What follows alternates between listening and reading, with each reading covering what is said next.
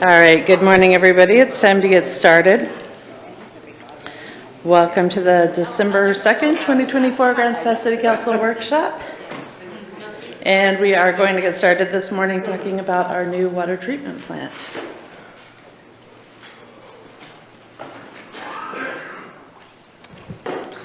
Thank you, Mayor and Council. So I've got a pretty hefty presentation for you today. We sent it out to you on Wednesday, very few minor changes between then and now, but I did want to kind of walk through. We're not asking for any decisions today, but kind of direction on when to bring back the next major decision and which level of decision do you want us to bring back. So our subject and summary is discussion of project status, current and estimated future costs, secured and unsecured financing, and potential next steps. And this supports the council goal of efficiency and effectiveness and infrastructure. So stepping back a little bit, in March of 2023, the city received the 30% design documents and cost estimates for the replacement water treatment plant. And at that time, we brought them to you. We were quite a bit out of budget. Staff began a very extensive review of both plans and associated costs. At that time, the base costs were about $117 million, with an additional $15 million estimated in FEMA required resiliency upgrades, additional $6 million in contingency inspections, owner's rep services, with a total project cost of thinking about $138 million. Due to that project cost, a very extensive value engineering session was held on April 6th and 7th of that year to look at the project with an eye on improving project efficiency as well as reducing costs.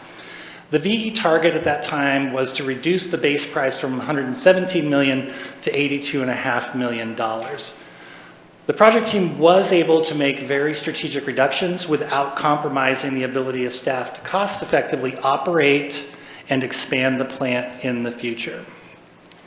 So as you recall, we reported to you that our initial estimates placed those reductions at roughly $12.6 million, which was well short of our $82.5 million target. But further development identified those VE items netted us about $14.6 million in savings, which reduced that base cost from 117 down to the $102.8 million. So we did a pretty good job of reducing the cost. And that brought our cost to the $123.8 million, which is the number that we've been talking about now for about the last year. That included anticipated modifications to the facilities, the existing facilities, meaning the existing plant and the intake structure, as well as complying with all of the BRIC grant requirements. So where are we today? We've removed the chemical building. As you recall, the initial design had a campus layout. We had multiple buildings, chemicals and chemical feed in one building, all the primary plant processes in the second building. There is now only one primary structure. And in that primary structure is both the chemicals and chemical feed and primary operations area. We reduced redundancy in some of the systems, but none of the critical systems. We reduced the clear well size from 1.3 to 1.0 million gallons. We removed most architectural features on the building, including awnings, translucent panels. We removed one membrane rack and clean-in-place system. We reduced and eliminated, quite frankly, most of the pond automation. That's where the solids will be processed. The valves in that were all going to be automated, but we're going to rely on staff opening and closing those valves. We changed pipeline materials to reflect both their duty and the market conditions. So what pipe is going to be the most inexpensive and which pipe is the most effective for the pressure range or the use in the site. We created a compact, much more compact and more efficient site layout. This reduced the overall investment in on-site piping. So by not spreading everything out, we've reduced the piping in between all the buildings. We realigned the finished water connections, which actually shortened and improved that. We also realigned the electrical service routing and connections following the raw water pipeline, so that helps to reduce the amount of trenching because we're not double trenching. So these changes have resulted in a plant design that is both compact efficiency and redundancy to meet today's demand. So what does that mean? We are fully redundant for today's peak flow, which is about 15 million gallons per day. We are able to produce up to 22.5 million gallons per day peak through the plant, and we can easily vary up with a couple of additions of pumps and some additional equipment, become fully redundant at 22.5 MGD, which was the project goal. Couple of views, these probably show it better in your printout of the layout of the plant and showing you how compact and efficient the design is. Looking at the chemical feed area, you can see where we have kept our clean in place system, and then all of the chemical pumps are all the way around one side. Chemical storage is actually outside the building to the north. A look at the operations area. It is very compact again, and this is actually the operations and where the operators will work on maintenance, all their paperwork, everything is in one office instead of creating multiple smaller offices. And then looking at the lab, again, compact, very well laid out, able for everybody to do their work in a very efficient manner. So the 90% design is complete. It's been reviewed and the comments have been incorporated. The plans have been submitted to the Oregon Health Authority Drinking Water Program, and we have received conditional approval for the project. So what that means is that they say you can build the plant now. They approve of the design. The reason they only grant conditional approval is they grant their final approval based on the as-builds and the proof that the plant meets all drinking water quality parameters. So that's after it's constructed. So next, we're ready. We're getting ready to go, and we're moving closer down the field. We need to do one of 3 or 4 things. We need to execute several smaller contracts to facilitate the project, and that would include installation of temporary and permanent power, construction oversight inspection and special inspection services, pre-engineered metal building, PEMB, primary switchgear, and generator. And we're going to talk more in detail on each one of those.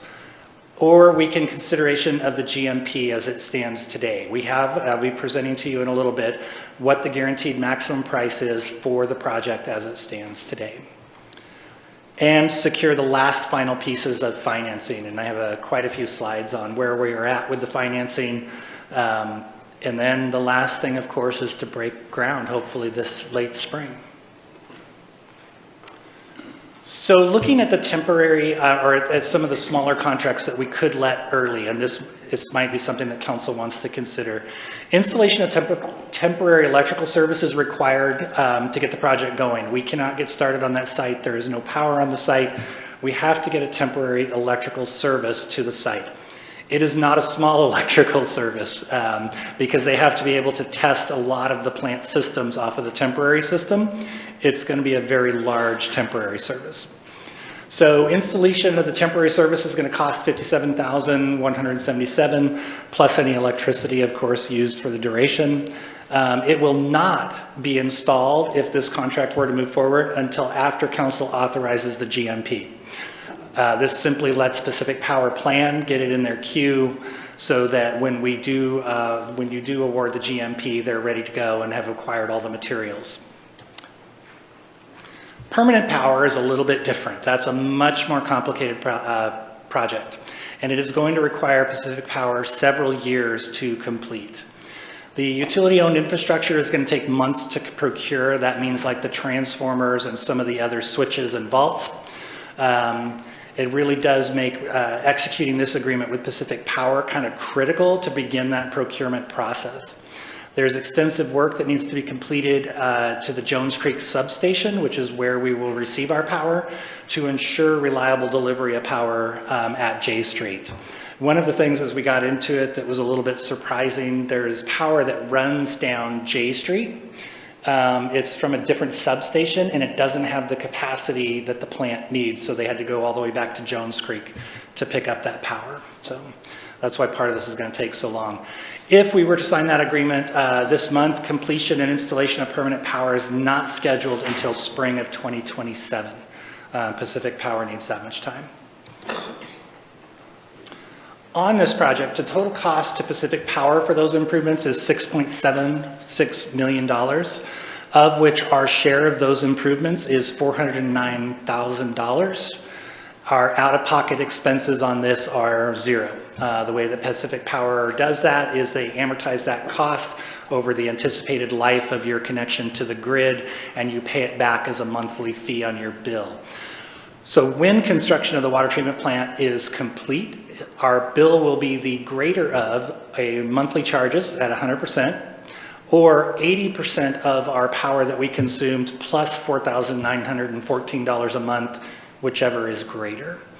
And just for reference, our bills currently are running about $23,000 a month, and they average between $19,000 and $36,000 per month. So my guess is it'll always be the monthly charges for power service as opposed to the 80% plus the minimum. The water treatment plant uses a lot of power, and the newer plant will use a little bit more. The power is going to connect to the grid, as we talked about, to the Jones Creek. Well, we're going to pick that up at the corner of M Street and the Parkway, and then it will follow the raw water pipeline essentially all the way up the Parkway and dot into the property in that far southwest corner. So the other contract that we would be considering is services during construction. This would be a contract which would go to our owner's representative, Stantec. That would be to provide continuous on-site construction observation for the duration of the project. This is a little bit above what we normally do as a construction project, so we need somebody who knows construction of large industrial facilities to be on-site working alongside the contractor to provide that oversight and reporting back to the city. They will be a key person in the submittal review process, so this project will have thousands, if not tens of thousands of submittals to review for various pieces of equipment all the way down to every stick of rebar. They will be part of that review.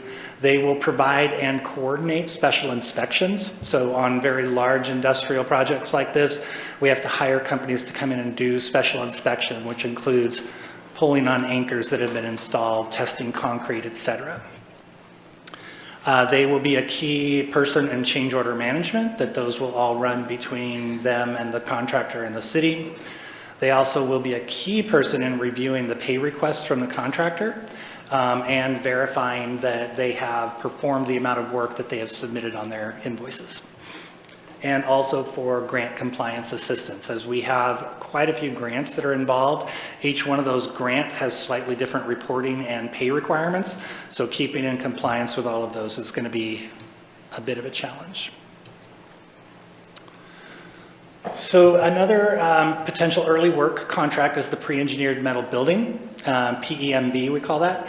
And the reason that this one is so crucial is it is another long lead item, so very long to get, but the submittals are the most important thing. We cannot get a building permit until the building official has signed off on the metal building. So that means we have to get the submittals back and forth between the engineers and the building manufacturer, and in conjunction with the building official for him to sign off to award a building permit. So that puts it very early in the what we call the critical path. Without that, we can't start the project. So we need to get that project going early. Generator. This is another really key piece of equipment. Even though we don't need it until after plant startup, the generator has an exceptionally, and I say exceptionally long lead time for submittals and manufacturing and delivery. So once we release the generator to manufacture, so we have a whole process up front of submittals and reviewing, making sure that it is the correct generator, and then we say, great, generator manufacturer, go build that. They will not deliver it for 38 months. That is over 3 years, and so we want to make sure that it's coming before we are done with plant startup. It is a very large generator. It's 1.5 megawatts. They are very involved and specialized. You can't just buy one off the shelf anywhere. But the reason we want to release this contract early is A, it can lock down our pricing, but B, we get that submittal process done so that when council does choose to approve the GMP, we can instantly release it to manufacturing instead of starting the submittal process at that time. It'll shave months off of that delivery schedule. And then the last early work package to consider is the primary switchgear. So this is all of the electrical gear that will drive the plant. Another super long lead time item, both for the submittals, manufacturing, and delivery. Each bucket has to have a submittal that goes along with it. And when I say bucket, that's not, a bucket is one receptacle that drives one piece of machinery in the plant. The electrical gear is a critical portion of the project, and that has to be installed very early in the process so that we can test all of the equipment as we're getting near to plant startup. Delivery on the electrical gear is anticipated to be a minimum of 23 months after release to manufacturer. So 2 years, again, after we go through the submittal process. So the early work amendments will amount to about $5 million. Hang on 1 second. There we go. Sorry about that. About $5.5 million in work, but we are only obligating the city to $480,726, which is the cost of the submittals. And doing all the work back and forth with all of those different agencies. That's important to note. Very similar to what we did with the membrane system. As you recall, we asked you to approve that early work contract. And of that 7.1 million, we were only obligating about $500,000, which was the cost of all of the design and the submittal work as we moved the project forward.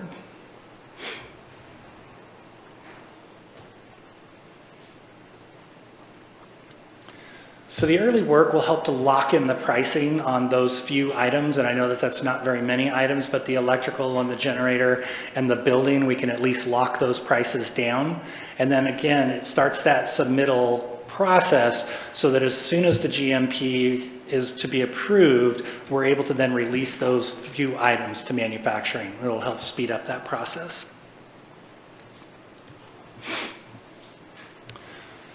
So the guaranteed maximum price, this is also something that council could consider, and that is approval of the GMP as it stands today. The benefits is that we know what the price is today, and we know that where we stand with the contractor. If we do not approve it now and we wait another 6 months or so as we finalize the financing, or just wait till a little bit later date, the project is going to have to be rebid, and it is anticipated that most pricing at that time will have increased. At least one vendor has already informed the project team of an increase that goes into effect in January. Drawbacks do include that the BRIC funding is not completely secured. We're going to talk about that in a minute, but that means that we could be entering into an agreement that would be difficult to pay for without additional external resources. And I say difficult, our existing rate structure would support the borrowing, but it would require a rate increase at some point, minimum. So we're not recommending that. Sladen conducted bidding in July and August of 2024. The bid date were extended multiple times, well into September. And the reason was we had several local bidders as well as non-local bidders who said, yep, we're going to give you guys a price. We're going to give you a price. And then they never did. It was very disappointing. The bid packages were structured to attract local bidders. However, very few local bidders submitted pricing. Again, we're going to talk about why on the next slide, but it was very disappointing. And so that brings the GMP in with the cost for, and this is design and construction of the replacement water treatment plant at $113,124,314. And that is the GMP as it stands today, including the $14 million that you have already authorized to date.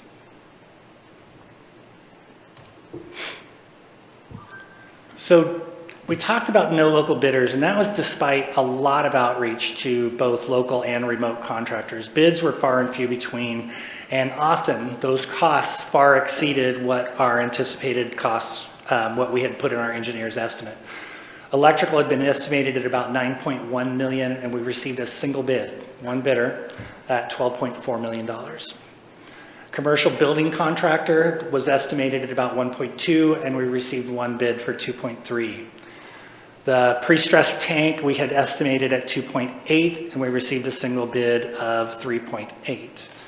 The PEMB, that's just the building, was estimated at 1.45. We received two bids for that at about 2.07, and there was a $15,000 difference between the two bids. So the bidding market was very competitive where there were multiple bids, but they were still much higher than what we had anticipated. There's several reasons for that. One is a lot of the vendors that we had been getting budget pricing for as the project has been going along had price increases in between when we had been talking to them and when we had finally bid it. All of the contractors told us that Southern Oregon is an expensive market to send their workers to for extended periods of time. So for the building, as an example, that's a very long-term project for a contractor. That means that they're either going to have to try and rent houses or hotels for those people down here for a long time. It's an expensive market. We're so far away from everywhere, but we don't have the local workforce to sustain it. Also, the material escalation during the project was higher than expected. So today, we asked those people for a bid in September for work that's going to be done 2.5 to 3 years in the future. And so they have to use their crystal ball and think of what that material market is going to do. And they put a lot of that into their bid. However, there is good news out of some of this. We did work with the design build team, worked with the bidders, and we did realize an additional $1.6 million in VE savings after bidding on both changing up some of the materials as well as working with them on scheduling, allowing them to maybe put their materials in sooner or pre-buy. So some of the examples of outreach, and we brought several of these to your attention. We did multiple advance notices of upcoming bid opportunities for the local community. We published those in the DJC, which is the Daily Journal of Commerce, the Daily Courier, and on the city's website, and we did that multiple times ahead of the bid opening. We also put the full solicitation of when it was to be done, when we advertised, sorry about that, on July 15th in the DJC, the Daily Courier, and on the city's website. The project was broken into over 58 bid packages, again, trying to make the bid packages fit the markets and to encourage the maximum amount of participation. And then the design build team directly solicited approximately 330 individual subcontractors and suppliers with an emphasis on local contractors. They were calling people up daily going, hey, this bid opportunity is out there. You want to give us a price? So again, project costs, we are currently sitting at $113,124,000. 14,306 of that has already been authorized.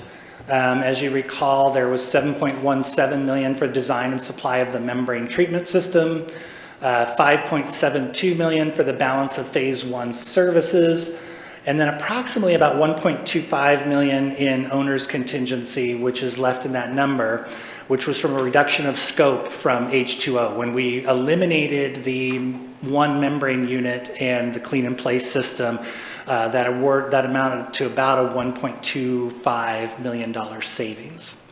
That's approximately a 1% budget, and so we're just holding that in the budget because we do need to allocate some dollars for contingency.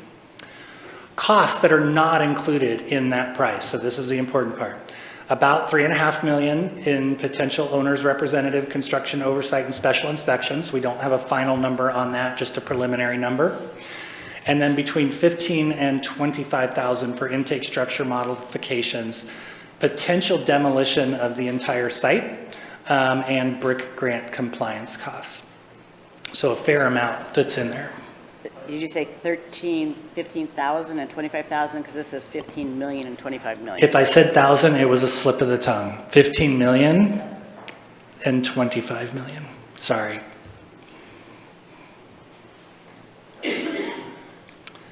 So that brings us to financing. So the numbers are big. The news isn't all great, but it is about where we thought we would be, maybe a little bit higher.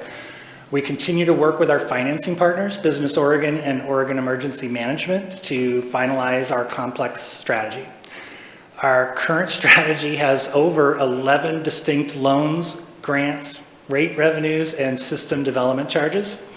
Staff are actively seeking below market interest financing. We identified another $850,000 1% loan 2 weeks ago with Business Oregon, so that's another help towards us.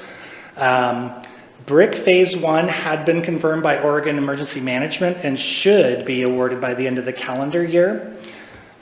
But we're still waiting on FEMA headquarters to make a final ruling on a policy decision. And that policy decision is that the grant requires that the site be returned to open space, which would mean we have to tear down everything on the site, everything, including all of the asphalt, the intake structure. We're trying to work with them. One of the things that they had early on proposed was we could subdivide the property. By subdividing it, we could minimize the amount that we had to demolish back to open space and try to retain the historic portions of the building. It is definitely an icon. It is a local historic landmark. We would like to keep some of that if possible. We also would like to retain as much of the asphalt as possible. While we can build pervious pavement, it would be very expensive, and we're trying to reduce our costs as much as possible. This is a decision that has to be made at FEMA headquarters in Washington, D.C. The mayor was very kind and signed a letter for us that we have now sent off to the governor and to our representatives. They are all working very hard on our behalf to try and get this policy decision nudged forward. We are trying to be very cautious that we don't nudge too hard. What we have been told in the past is that when people nudge FEMA very hard, you end up potentially going in for a legal review. Which can take years if we wait that long. So we are trying to be very cooperative, but they understand the urgency of which we are working under, and they continue to move this forward.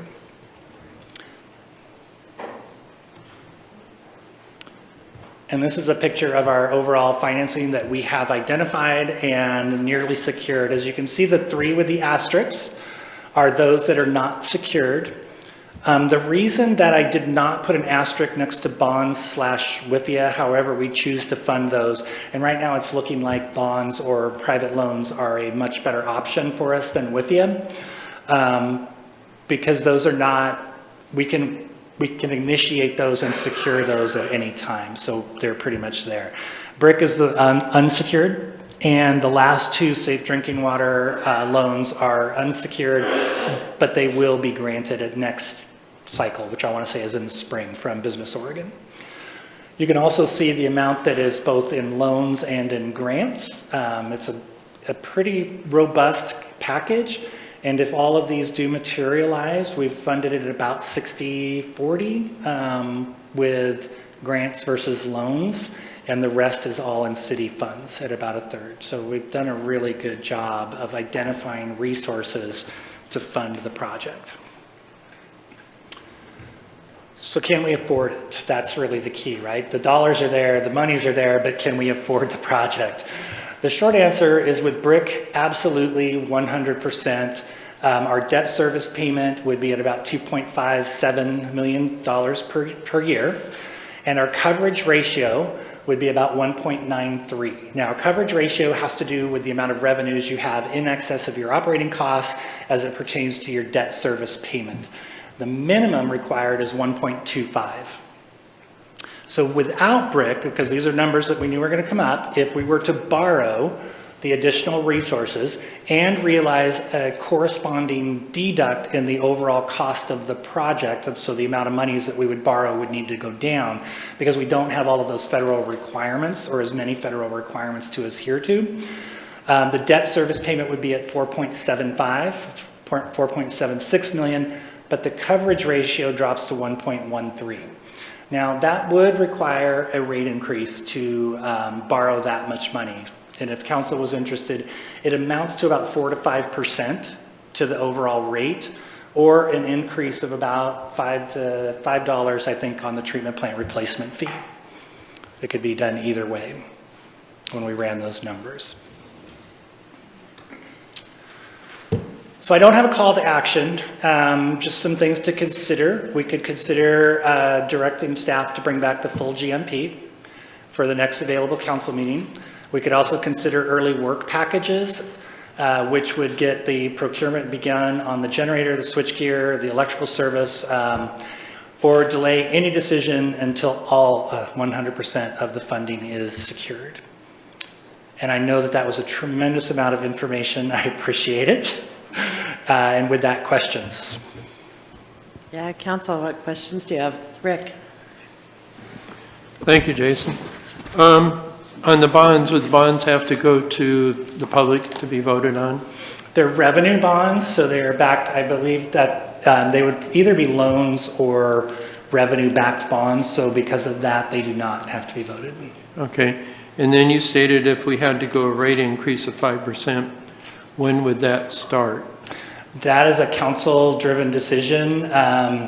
It would not need to start until the monies are borrowed, so that's still a couple years out. Okay. Could you say it wouldn't start until the plant had been fully built, or probably before that? It would have to be probably ahead of borrowing enough money that that coverage ratio dropped below that number, Counselor. Okay, thank you. Yeah. Joel? Good presentation, Jason. Thank you. So those options you have in the call, no call to action, but the alternatives, those first two options, I assume, are not mutually exclusive. Well, if you were to do number one, it makes number two kind of moot. So if we approved the full GMP, we could start on all of those other things tomorrow. Okay. So, but if we're not going to approve the GMP, we could consider those early work packages, which would kickstart those very, very long lead time items. sure, which would save us money also. Hopefully, yeah, and lock down the pricing on those items as well. So if for some reason we did not get the funding and we approved the GMP, at this point in time, can we go back and revisit that? So at that juncture, we would probably want to look at additional funding. We know we have to build the treatment plant, right? So we need to find a way to fund that. We're not going to get lower pricing as we move forward in time. We've seen that since the beginning of the project, that inflation is eating into this project pretty dramatically. What we would have to do is identify additional lower interest resources or additional grants to supplement that so that we didn't have to implement a rate increase. And I think what you're saying is, could we revisit it, take it back? That would be difficult. So you probably wouldn't want to approve the GMP without committing to moving the project forward. Okay, then under the BRIC policy concerns, Yep. the intake and the electrical gear and not necessarily the pavement, are we still using the same intake, or are we rebuilding the intake? No, we're using the same intake. So it seems like that should be a no-brainer to the people back in DC. Yes. Okay. We, Part of the new design. yeah, it was very frustrating. We had a very frustrating meeting with FEMA and OEM. And part of it is a disconnect between understanding how water treatment works. Part of it is a disconnect where they're very much looking at the policy with policy blinders on, and they can't see outside of that. Yes, it should be a very easy decision. That structure has to stay there, right? I mean, it's not even an option. Well, it seems to me like if it's part of the new design, then it's not up for grabs. Correct. The grant, though, says we have to restore the site back to original open space. Yeah. And that's what they're kind of, Regardless of the design for the new plant. Say that again, I'm sorry. Regardless of the design for the new plant. Regardless, because the monies are part of the overall project, Okay. but at the new site, it doesn't really come into play. Yeah, I know you're not the decision maker on that. I just was wondering. Okay, so then my last question was Pacific Power. They're going to put it on our bill rather than us pay all up front. Excuse me. With that, do they charge us interest? No. No? Okay, well, that's cool. Okay. Thank you. Valerie? Okay, I'm going through clarification partly of what Joel said. So GMP, if we lock it in now, then no prices can go up from that point forward. And you're saying that January is kind of when some of the vendors have said that things will go up. You've heard from vendors, right? So you're saying that They could. you don't know that for sure. But We don't. yeah, I know. One It's a vendor crapshoot. has definitely notified them. My guess is you're going to see several others increase pricing as we move forward in time. It just is What it is. inevitable. Okay, and so then I have another question about the intake structure, because obviously you need the intake structure to run the plant. So where is that money coming from? So that's part of that 15 to 25 million dollars that I've identified in there. Okay, so it's included in that price? It's Yes, no, included in what's no. not included. Can I Yeah, clarify that? yeah, So yeah. let's back up just a little bit. Okay. So the price that we've identified as 113 million would be 15 to 25 million dollars more with the intake structure work. We can't put a number to it until FEMA and Oregon Emergency Management clearly tells us, here's what you have to do to the site. We are starting the design work now because the only one thing they have said is that anything we build on the site has to be 1 foot above the base flood elevation. So we can at least start the design work on the intake structure. That'll help drive it forward. But without knowing all of the additional costs that go with that, how much of the structures have to be torn down, how much has to go back to grass, how much asphalt has to come down, pervious pavement, we can't have a firm number.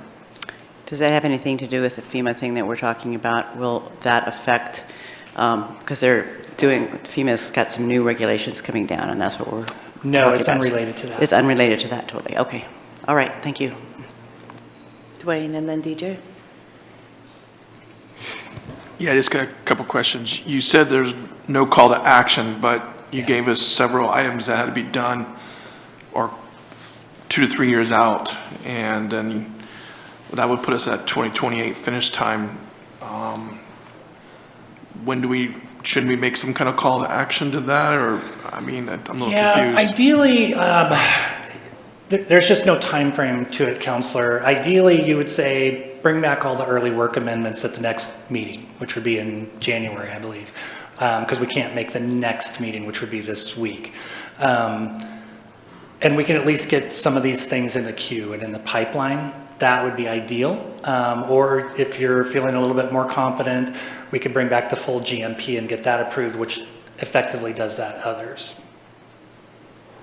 All right, then my next question is, you said that a letter went out to, from the mayor, and who did that letter go to? It went to the governor, and it went to Mr. Wyden, Mr. Merkley, and Mr. Bentz. And we heard back from Mr. Merkley's office. They've been very active, as well as the governor's office. Okay, thank you. DJ? Sure.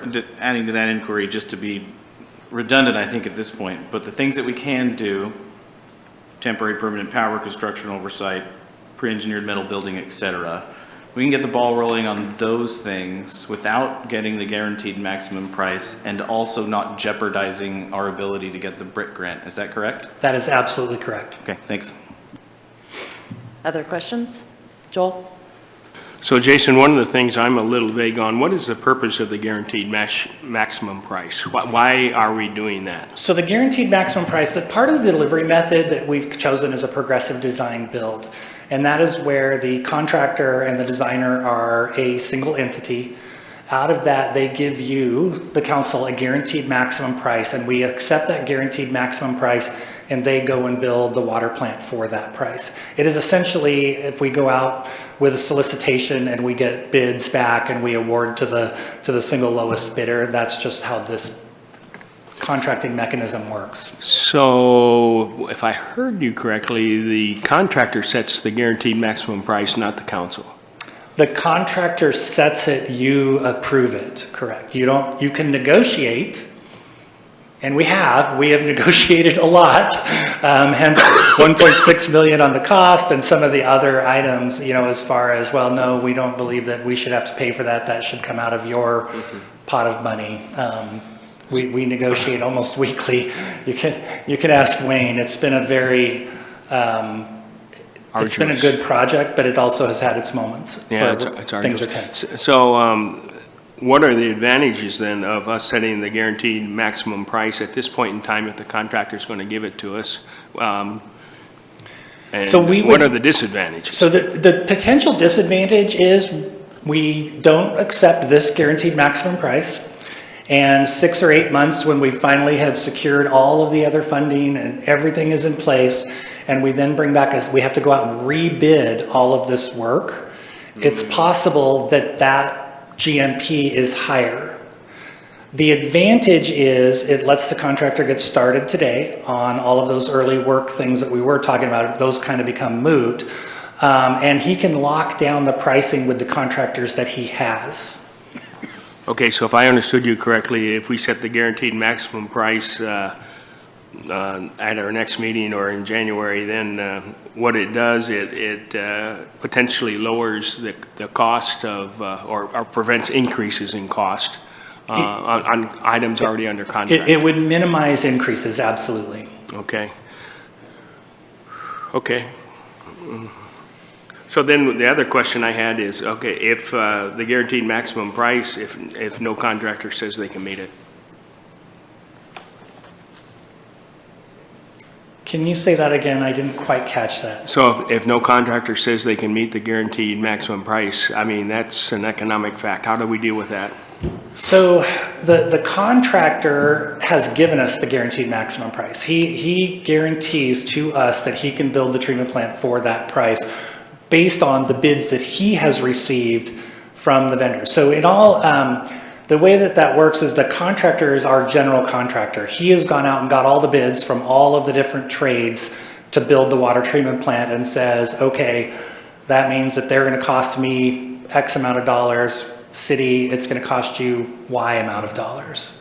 So for the number that's identified, the 113, they can build it except for the intake structure. That didn't quite get to your question, did it? Well, I was just wondering, is there a scenario where we set the guaranteed maximum price and it goes above that anyway? Yes. I think if I get this wrong, correct me again. Okay. There could be a change order midstream. So say one of the vendors comes back and they have a 200% price increase and they're just not going to sell a product to the contractor. Sure. We may have to go try to find a product alternate or come back and say, we have to execute a change order because this work is costing more. Yes, there is a chance that the work could go up. But the contractor has built a lot of that risk into that price on their side because it's a guaranteed maximum price. But it doesn't forestall every change order. Thank you. Any other questions? Thank you, Mayor and Council. No. Very much appreciate your time. Okay, thank you, Jason. All right, Council, where do you want to go with this? DJ? I say we proceed with the things that we can and hope we get the BRIC grant in the future to nail down the guaranteed maximum price. Rob? Could you repeat that, DJ? Sure. Execute the smaller contracts to facilitate the project, like temporary power, generator, those kind of different things. Do the things that we can do at this point that we have control over Right. in anticipation of getting BRIC approval and nailing down the guaranteed maximum price.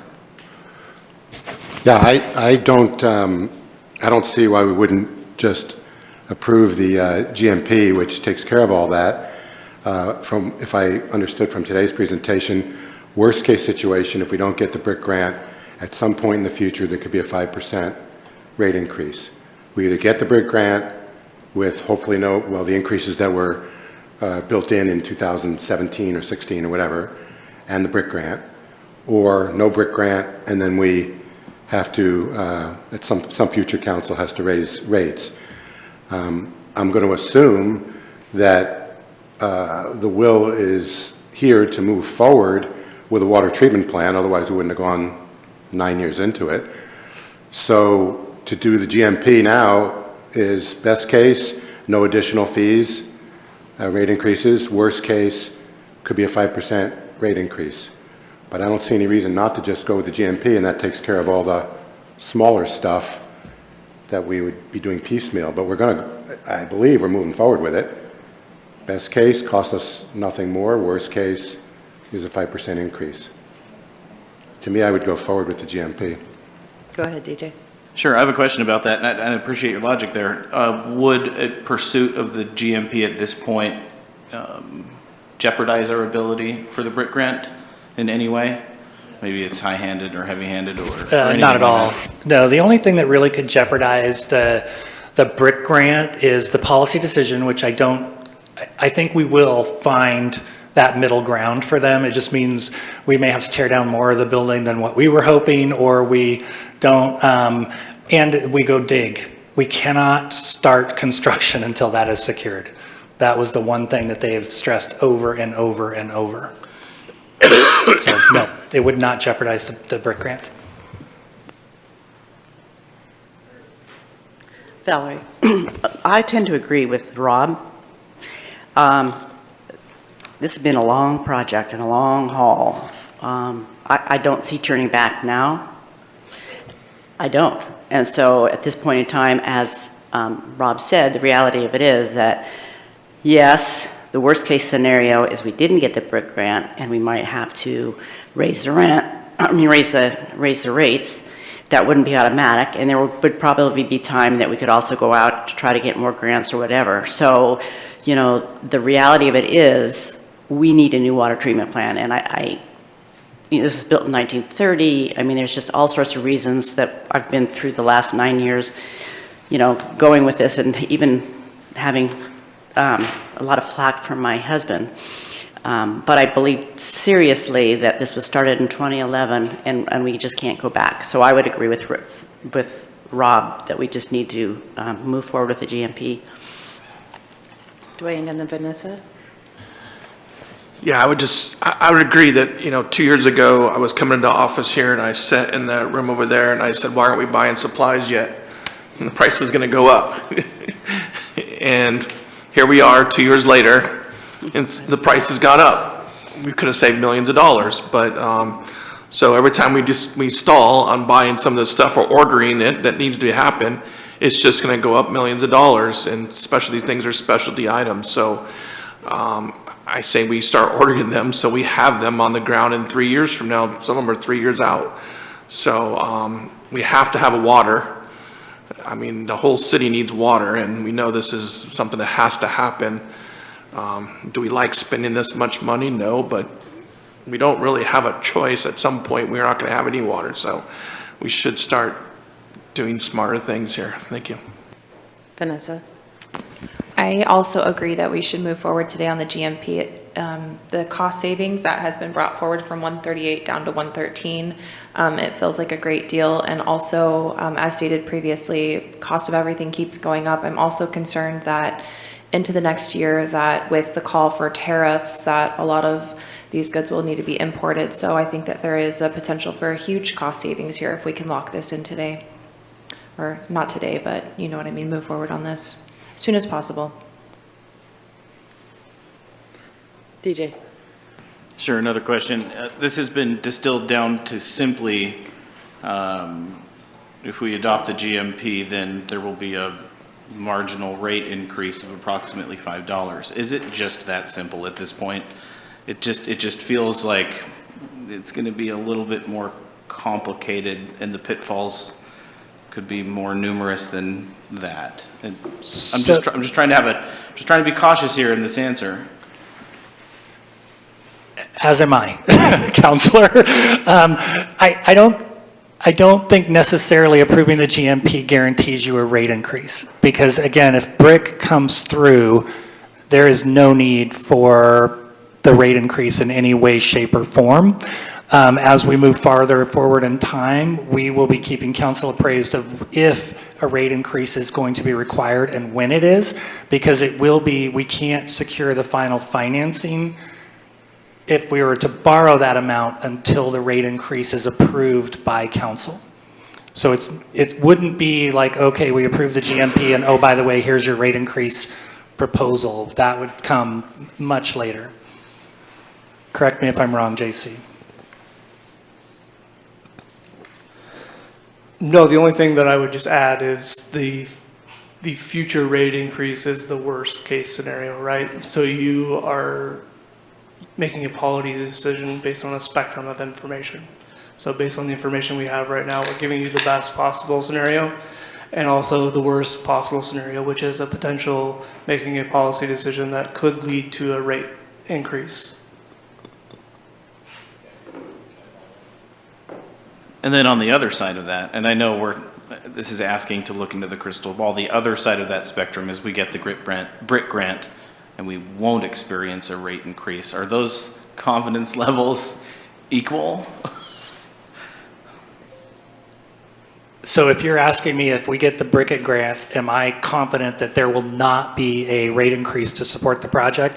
100%. Okay, yes, that's essentially what I was asking. Thank Yeah. Are you going to need one out towards the end of the whole debt service window, 25, 30 years out? Probably, but to support the project, no, we're looking really good with the BRIC financing, really, really strong. Yeah, I would only add just a slightly different answer, but the same thing. The current rate structure looks like it can hold the current capacity for the current construction.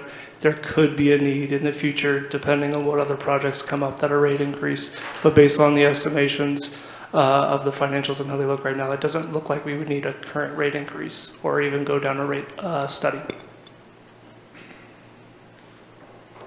Brian. Apologies for being late. Did you already touch on the likelihood of us getting the BRIC grant? Yeah. Sorry about that. Yes, OEM has said they've awarded us phase 1. We don't have anything on paper yet. They believe it's moving forward. We're really just kind of in this, Washington, D.C. needs to make a policy decision to drive the thing forward. But OEM and the FEMA Region 10 folks that we met with, even though it was a discouraging meeting, are all committed to ensuring that Grants Pass gets this money. So pretty high likelihood, Councilor. So when you say a policy decision needs to be made in Washington, can you speak to that? Yeah. So it involves that the grant requires mitigation. And what we're doing is we're mitigating potential flood hazard. They want the entire site to go back to green space. We're just negotiating back and forth on how much of that needs to be restored to green space. Okay, very good, thank you. And then on the project cost slide, it talks about the project being 113 million, it's slide 27.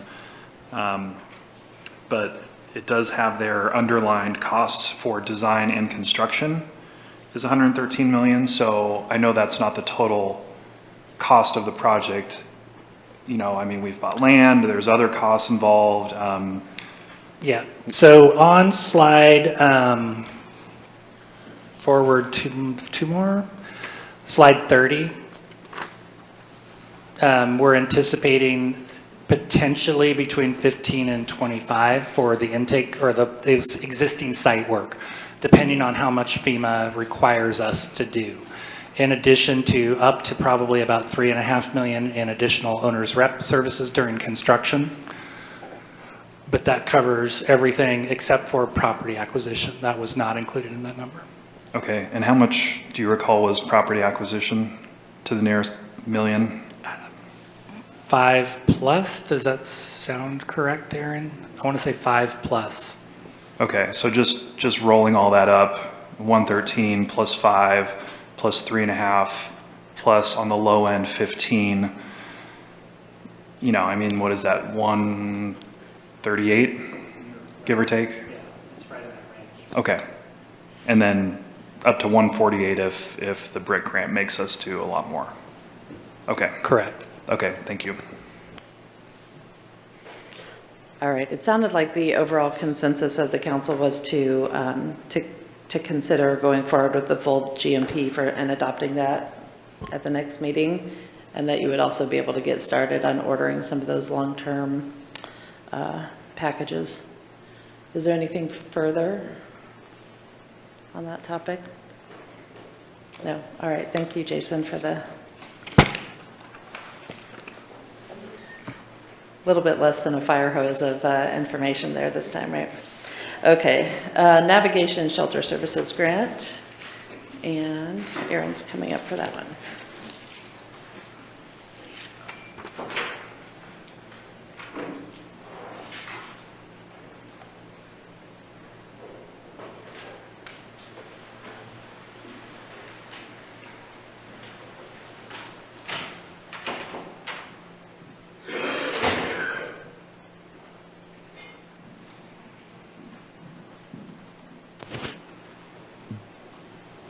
All right, good afternoon, Mayor, Council. I'm here to introduce the discussion for you on shelter service funding, specific to Mint's proposals and discussions that we've been having with Mint and their services they provide to the community. This does support your goal of leadership by assuring that we have appropriate compliance with time, place, and manner regulations associated with state law. Just some slight background on where we are today. Mint has requested council support in securing current service site location, which is at Parker Place. The lease ends in February of 2025, and so there is some urgency associated with Mint in recognizing and knowing where they're going to be providing their services in the future. Mint also provided the city with a document partnership for low barrier shelter and urban campground initiative proposal.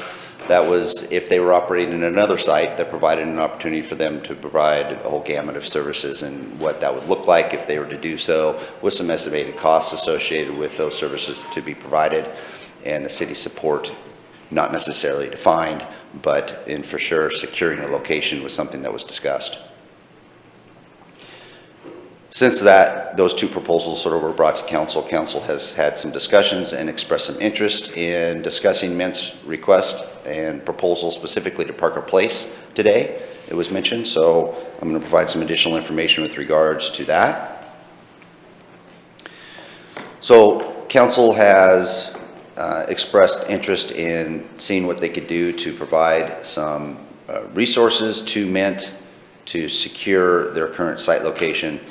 There's really basically two ways to do that. One is we could do it through a grant program, which I'll provide you some additional details, and or the city could go in and try and purchase the property themselves also and do some kind of lease back program.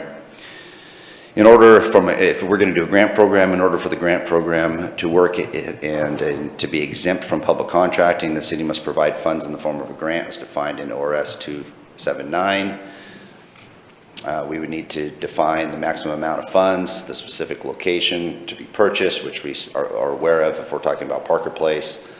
You may want to look at, in a grant program of some sort, minimum performance standards, kind of number of beds, number of staff, frequency of operations, etc. Deadline for being fully operational, and then some limitations of use of funds with regards to the acquisition. It would be used for acquisition and potentially not for operations or maintenance or other capital improvements. Those are all things that need to be discussed further with council. Once we had council direction, if you're going to go in that route, we would be able to draft an agreement or a grant agreement program. Consideration also when it comes to a grant award is to look at some restrictive covenants to make sure it's recorded on the property, because these are public dollars going to a nonprofit. So you may want to look at, if you're going to do a grant program, to include in the grant program some restrictions on transfer of operations or ownership of that property. That Mint should not be able to sell the property and profit from the gift of public monies without prior authorization to the city. Restrictions on operations must continue to be used as a homeless shelter according to minimum performance metrics set forward in the grant agreement. So you'd be looking at some of those items, along with additional things that you might want to consider in a grant program just for your discussion. Potential for the city to reclaim the property after a certain duration if the use as a homeless shelter is no longer viable or in the city's best interest. Reclamation of the property should not be at the charge of the city.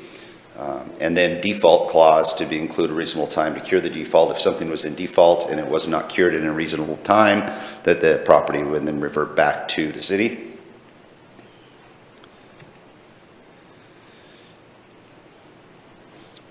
When it comes to timelines, I put up 2 timelines here, and again, this is best case, and I underlined best case. This is if everything aligned perfect and it was just absolutely amazing.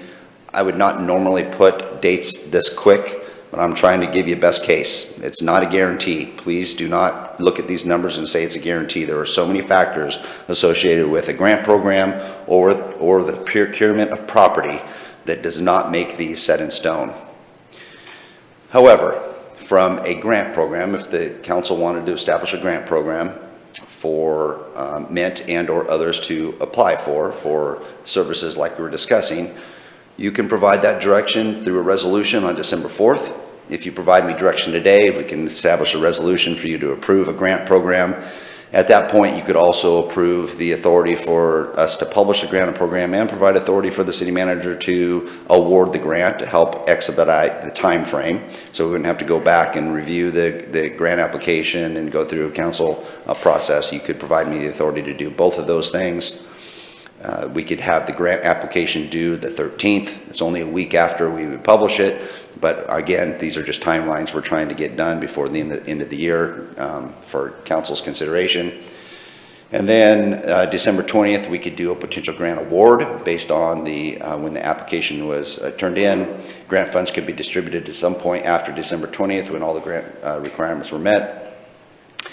If the city was wanting to purchase the property, provided you some timelines, we'd be looking at December 5th through the 13th for some due diligence and inspections associated with the property. 16th through the 23rd, negotiate terms with the seller and finalize purchase price. December 23rd through the 31st, we would try to open escrow with final approvals and closing sometime in January or sometime in the first of the year. Some caveats to the grant agreement award and potential timelines. Right now, to this date, we have an unknown dollar amount. When it comes to property purchase, that does create some pause when you're looking at the discussion of what the dollar amount would be. Needs to define performance metrics, I think, needs to be part of that grant agreement. Procurement due diligence, a purchase and sale agreement, identify remedies if failure to perform. I mentioned those earlier in some previous slides, but those are some things that would probably need to be in the grant agreement if we move forward with the grant. Due to the nature of the grant being purchase of property, it is recommended that no dollar amounts associated with the purchase of the property be discussed in open session. If council is interested in doing a grant and they want to have a discussion on the finances of the grant, it's recommended and it's allowed for you to go into executive session to talk about the lease or purchase of real property. We looked at what type of funding sources would be available for council if they wanted to either purchase property or if they wanted to provide a grant program. And there's a list of a few items for you to consider in looking at this. We have about $100,000 in community development block grant dollars, which could be used for this type of program, a shelter program service. There would require some reallocation of some of the funds in our consolidated plan that we have, but it is a viable use of some of those dollars up to around $100,000. We do have general fund contingency. That would be at council's discretion at the maximum amount that you'd like to use. It would come from general fund, and the caveat there is depending on the amount that would come from general fund, you may look at drawing down the general fund's fund balance and maybe outside the parameters of your current funding balance that you have. We have LB 000, approximately $400,000 would be available there.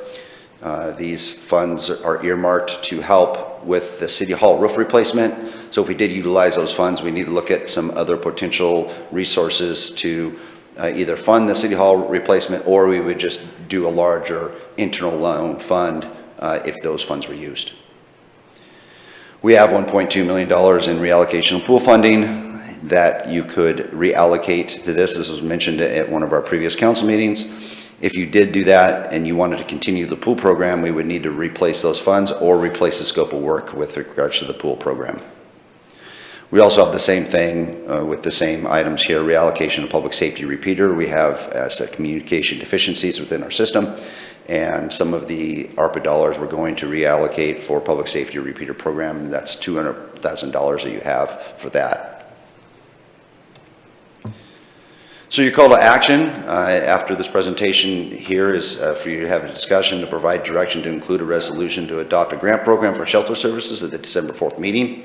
You could schedule an executive session to discuss property purchase or lease at the December 4th council meeting if you so desire. You can move to additional workshops. You can provide direction for me to move forward with the purchase of the property, for the city to acquire that property for shelter services and lease and come up with a contract partnership with Mint, or you could take no action at this time. And with that, Mayor, I turn it over to you. Thanks, Aaron. Oh, we also have representatives of Mint here to answer any questions with regards to service levels or any parameters associated with what they would need. All right, thank you. Dwayne?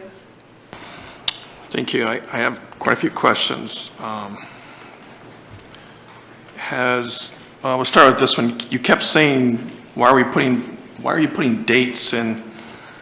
And you said we have to get this done by the end of the year. Is someone pushing you to get this done by the end of the year, or is there a hurry to do this by the end of the year? It was my understanding in the discussions that we had at the previous workshops that this council, as they sit, were interested in trying to provide some resources to Mint before the end of the calendar year. Okay. That was the reason why I included those dates, was based on council direction from previous council meetings. Has the city bought property for NGOs before?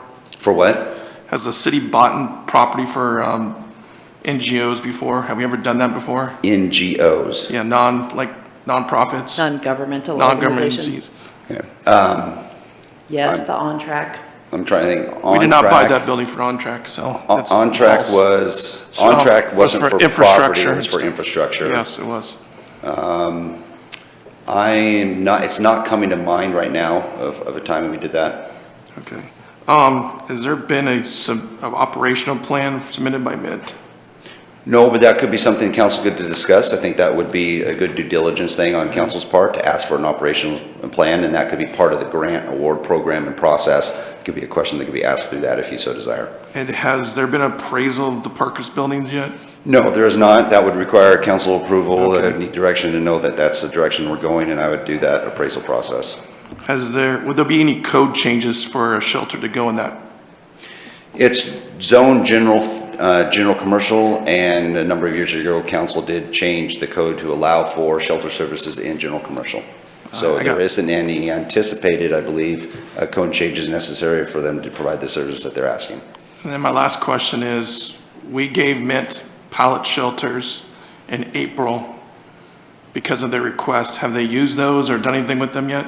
Well, the pallet shelters were never actually city-owned. I believe the pallet shelters were another nonprofits, and so we were just storing them, so we didn't actually give them any pallet shelters.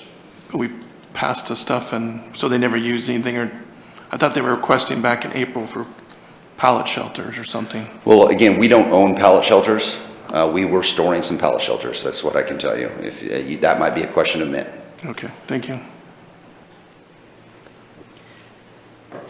Does anybody else have questions? Val? Yeah,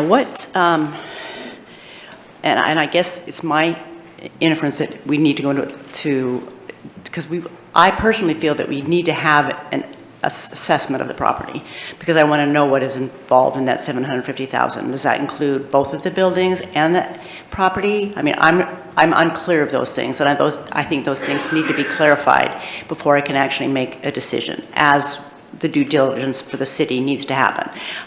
I personally am in favor of doing something, and I've been part of that. I think that was the direction, is that we wanted to, it was our understanding, and I feel strongly that I know the new council does want to close J Street, and I understand, I want to close J Street too, but I feel in order for that to be closed, there needs to be something in place. And so that is why I believe we went forward with trying to get something worked out. But I also agree that we need to have more information about the building before we can do that. And I guess my question to you is, do we need to have another executive session to be able to talk about that discussion and the value and all that? And can that happen soon, or would it have to be next year? So that's the question, and the question about the timing. That's the elephant in the room. Sure. I'll try to address some of those. So the first question, can we have an executive session before the end of the year? Yes, you can have an executive session Wednesday night. if you'd like. We just need to provide the 24 hours notice. So if you provided direction to me today at the workshop that you'd like to have an executive session to talk about the purchase of real property, that would comply with state law, and we can make that happen. The due diligence that you're talking about with regards to the property, I think that, again, that's very astute of council to have that consideration. We're not sure if we're going to be a partner in that, in the purchasing of the property, whether the city doing it or the grant program, that there is due diligence associated with that. That could be part of the grant program, but it would need to be potentially discussed by council also. I think having council having a good idea of not only the purchase of the property, the buildings, the intent of the buildings, what kind of improvements are needed to the buildings, and the cost associated with those improvements, the timing frame of when those improvements would be online and when the services would be online, are all part of the due diligence of council. Probably you're asking good questions now. I don't have those answers because I haven't done an inspection on the building and the property, and I don't have the answers on how quick Mint might be able to do turnaround on those things. So those are some of the questions that may need to be answered by Mint and or by additional discovery after we do some of our due diligence. Okay.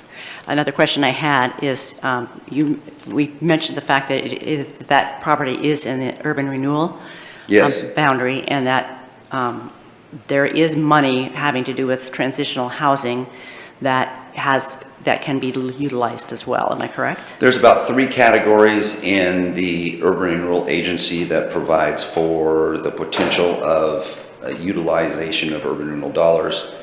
I believe that there was a memo we provided to council that talked about that. There's 3 areas. One is the number 9 in our plan, which is building rehab program. We have $2 million there to serve over a 30-year time period. This is under building rehab. The staff's interpretation of Project 9 is that the funds are reserved really for physical improvements to real property, not intended for property acquisition. So it could help with maybe some building deficiencies associated with that, so they can utilize renewal dollars there. There's 2 other items, number 13, which is undeveloped land. We have about $6 million there to be spent over the 30-year period. With regards to undeveloped land, staff's interpretation of Project 13 is that these funds are dedicated for public infrastructure improvements, those horizontal improvements that are underground, those utilities, etc. So if there's deficiencies in that property, they could utilize number 13. And then number 16 is housing development program. We have $10 million in the plan over a 30-year period. Staff's interpretation of Project 16 is that these funds are intended for permanent affordable housing projects, not emergency shelters, such as what we're talking about. If council would want to change that, we would need to do likely a plan amendment to allow for those funds to be utilized for the purchase of property. I guess I question a little bit because it's on the housing number 16, housing units, grants passes prioritizing development of transitional. I guess pallet shelters in a sense are transitional because you are getting people into a transition to be able to move them otherwise and low, including pre-development assistance, completion of off-site improvements, land purchase. So there are some things in there that I think specifically call out that could be used without having to do an amendment. Staff's recommendation is, it looks like, based on our definition of what we see, is that a plan amendment may need to be needed if you want to use that for purchase of property for this service. We can get additional legal counsel advice on that, but that's our interpretation. We do have representatives from Mint here, so let's get them up to answer a couple of the questions that have already been asked before we get too deep into this. If you could, please, we have Leah Swanson and Cassie Leach from Mint. Could you start by giving us just an update of the pallet shelters status? Absolutely, yes. So the pallet shelters, we have space for 20 of them, and currently, right now, we are fixing plumbing. We were actually talking with Mr. Parker today. We have a few plumbing leaks in the back of the navigation center. Once those are fixed, we can dig up the trenches, start the paving, and that's what's slowing us down. We're also, I believe, waiting for permits, or we might have already got them for electrical updates, because we want those homes to have electrical. And so getting the electrical updates in the navigation center done first to accommodate the additional electrical in the back. So those are the 2 things: fix the plumbing, get the electrical, do the paving, which we have funding for all of the above that I discussed. And then on the property, have you done an appraisal? I think Yeah. we talked about My board of things. directors wouldn't even entertain the thought of purchasing or moving forward without an appropriate appraisal. Originally, the asking price of the owner was higher than what we felt we were comfortable with, and so we did do an appraisal, and we actually sent the official appraisal over to you guys while we heard the discussion, so you guys can take a peek at it. And then just for clarification, we are requesting 2 properties, right? The Parker property that has the furniture building, the former plant stop that we're using, and the place in the back. And then Bimart is selling their grassy knoll. And we actually contacted the manager as the discussions were happening just to make sure they're still eager to sell and they would love to get rid of it. So and I can forward you guys the asking price for that. We did not do an appraisal on that land, but we did for Mr. Parker's property. So just so everyone knows, that's the kind of unpaved parking area that's just to the north of the Parker Place buildings. So it's not part of Bimart's parking lot, but it is owned by Bimart, right? Correct. Okay. And then can you tell us the difference between an emergency shelter and transitional housing and how this relates? As far as like the inclement weather shelter? Well, it's just the term emergency shelter. Is that what you're planning to operate there? No, I think we're trying to do transitional.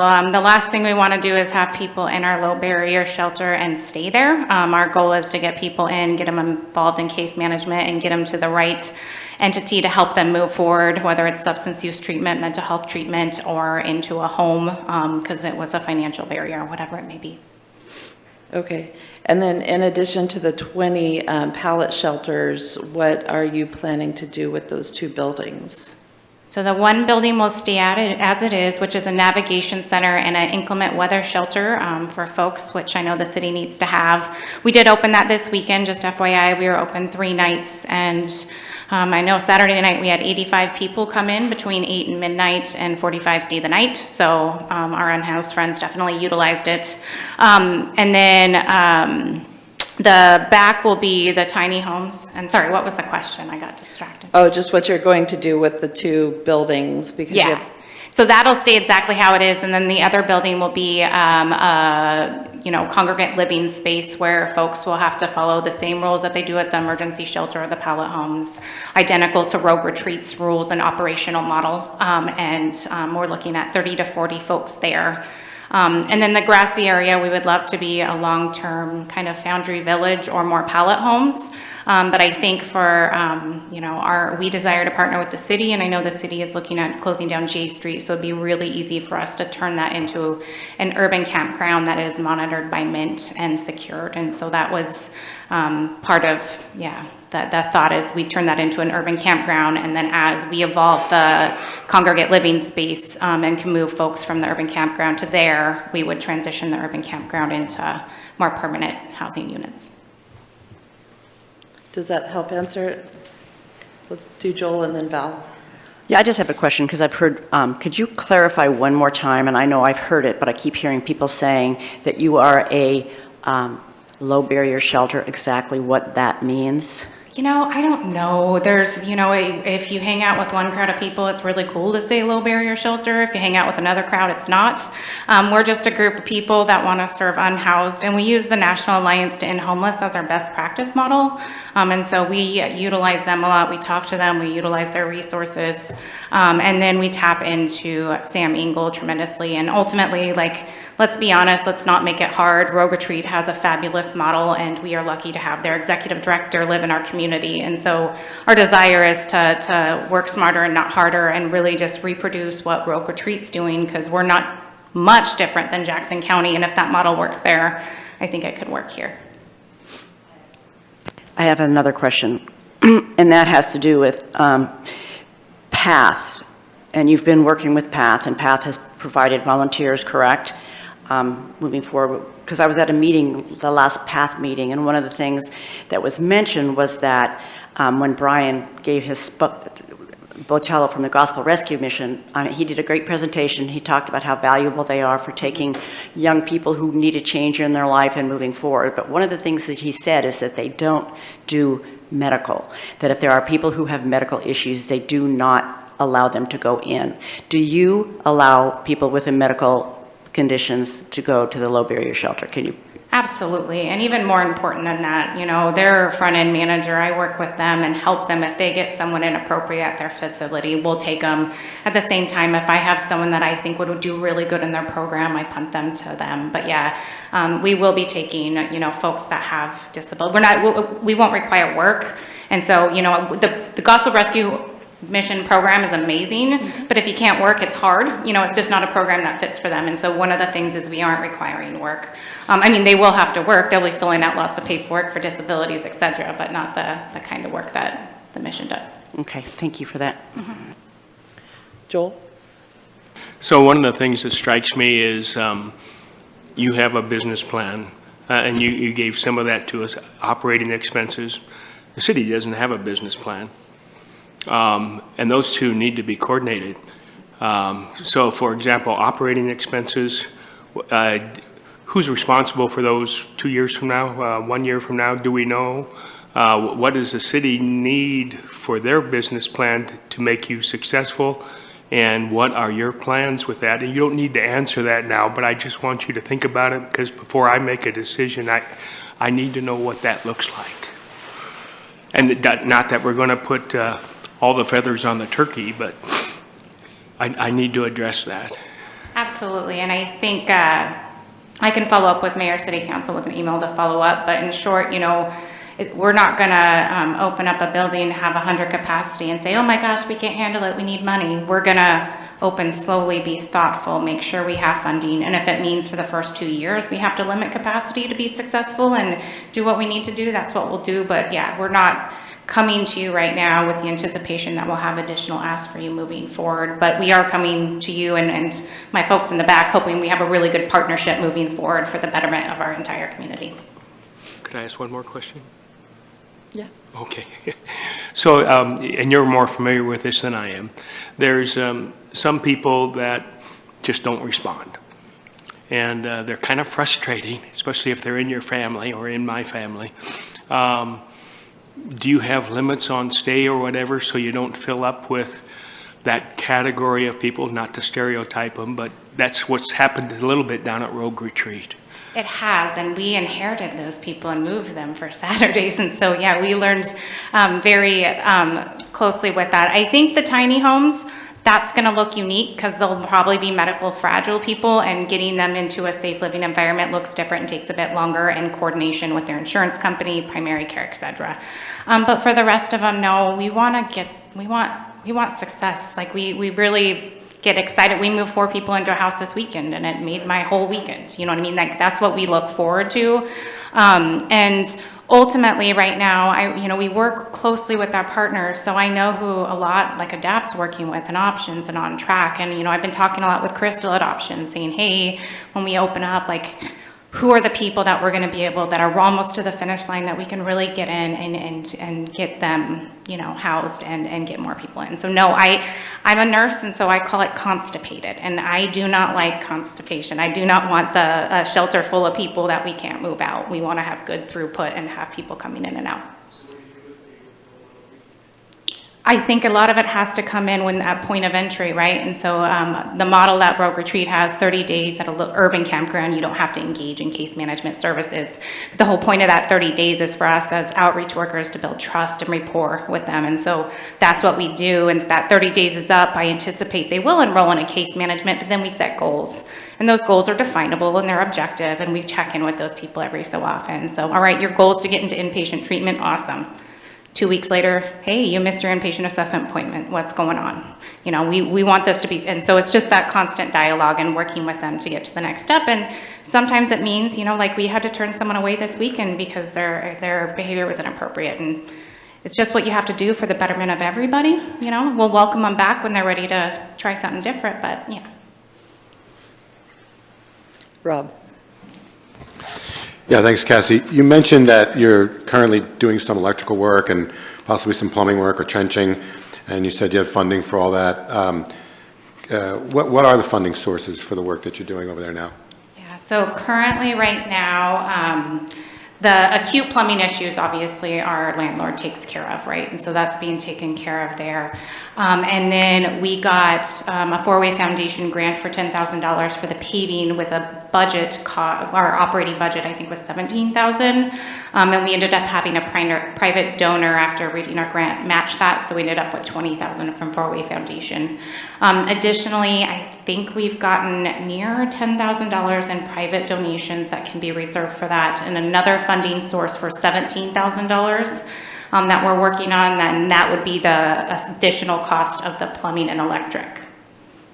Thank you. So another question, we haven't really talked in detail about it yet. Maybe 3 years ago, when Rogue Retreat came to a workshop, I think we talked about it then, but a concern that I know a lot of people have is, do you have at a low barrier shelter a lot of hangers on, a lot of people hanging out outside the fence and so forth, people waiting for the next warm meal that aren't really part of your program, but people who may diminish quality of life in the neighborhood.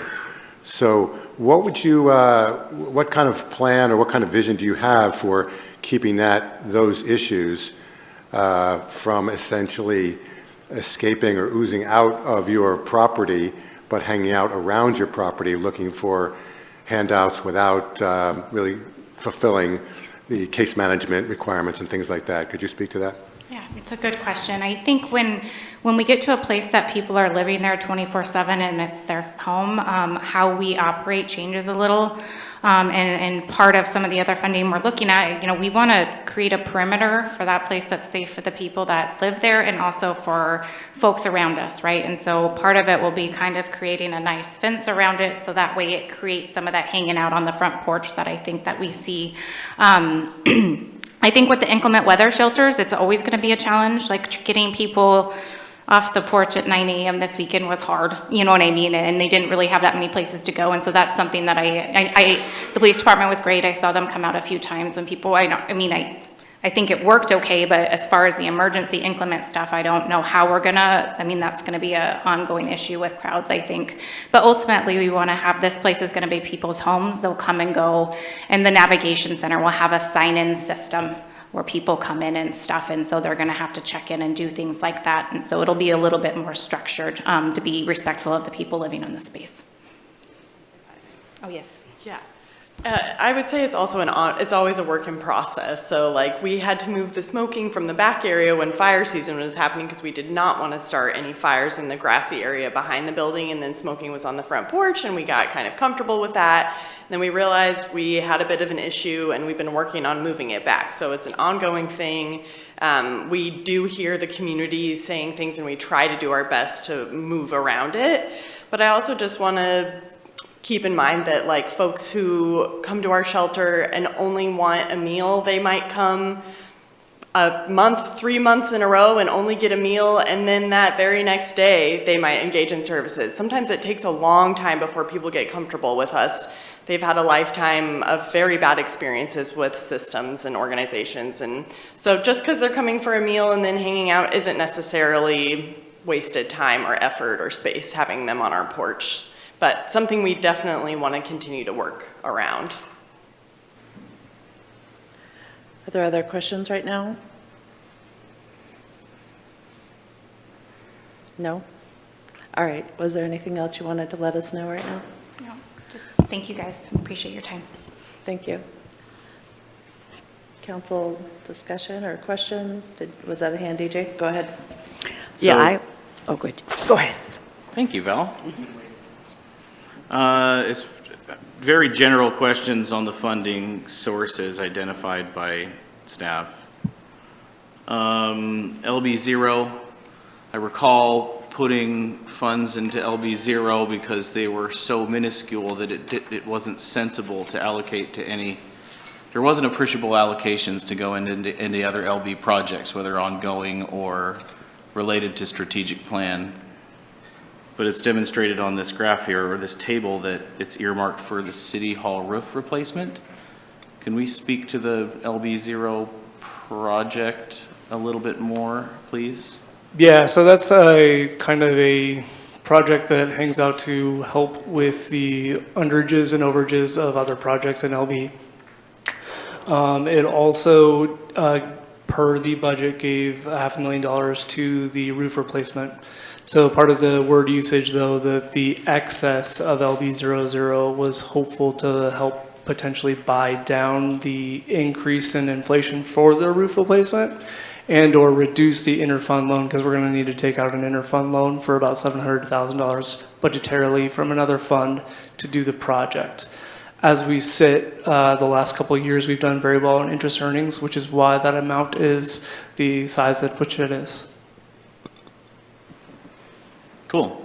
Let's see, so funding for the resting sites currently, is that just coming straight from contingency of general fund? And approximately a percentage hit that the contingency's taken with that allocation, do you know that? General numbers here. You know, I think we were floating around 30-something percent. We went down to 25-ish%. Have you run those numbers? Is it fair for me to ask you this question right now? We don't know an exact percentage. I can try and figure what that out is. I'm just trying to get down to simpler numbers rather than dollar figures is all. I don't really expect you to have to answer that question now, but I'm curious. LB 6417 for a public safety repeater. Could we talk about that? I'm just trying to understand these categories a little bit better.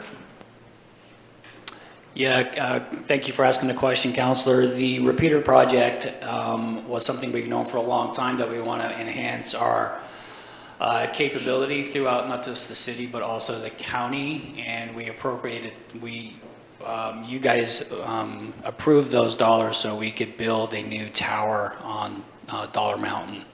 We actually miscalculated the amount, and that is way under the amount we will need for that project. So we went out and we applied for Senator Wyden Merkley appropriation dollars in the tune of about 1.3 million. We elevated that cost because we knew it would take several months and or years for it to be approved.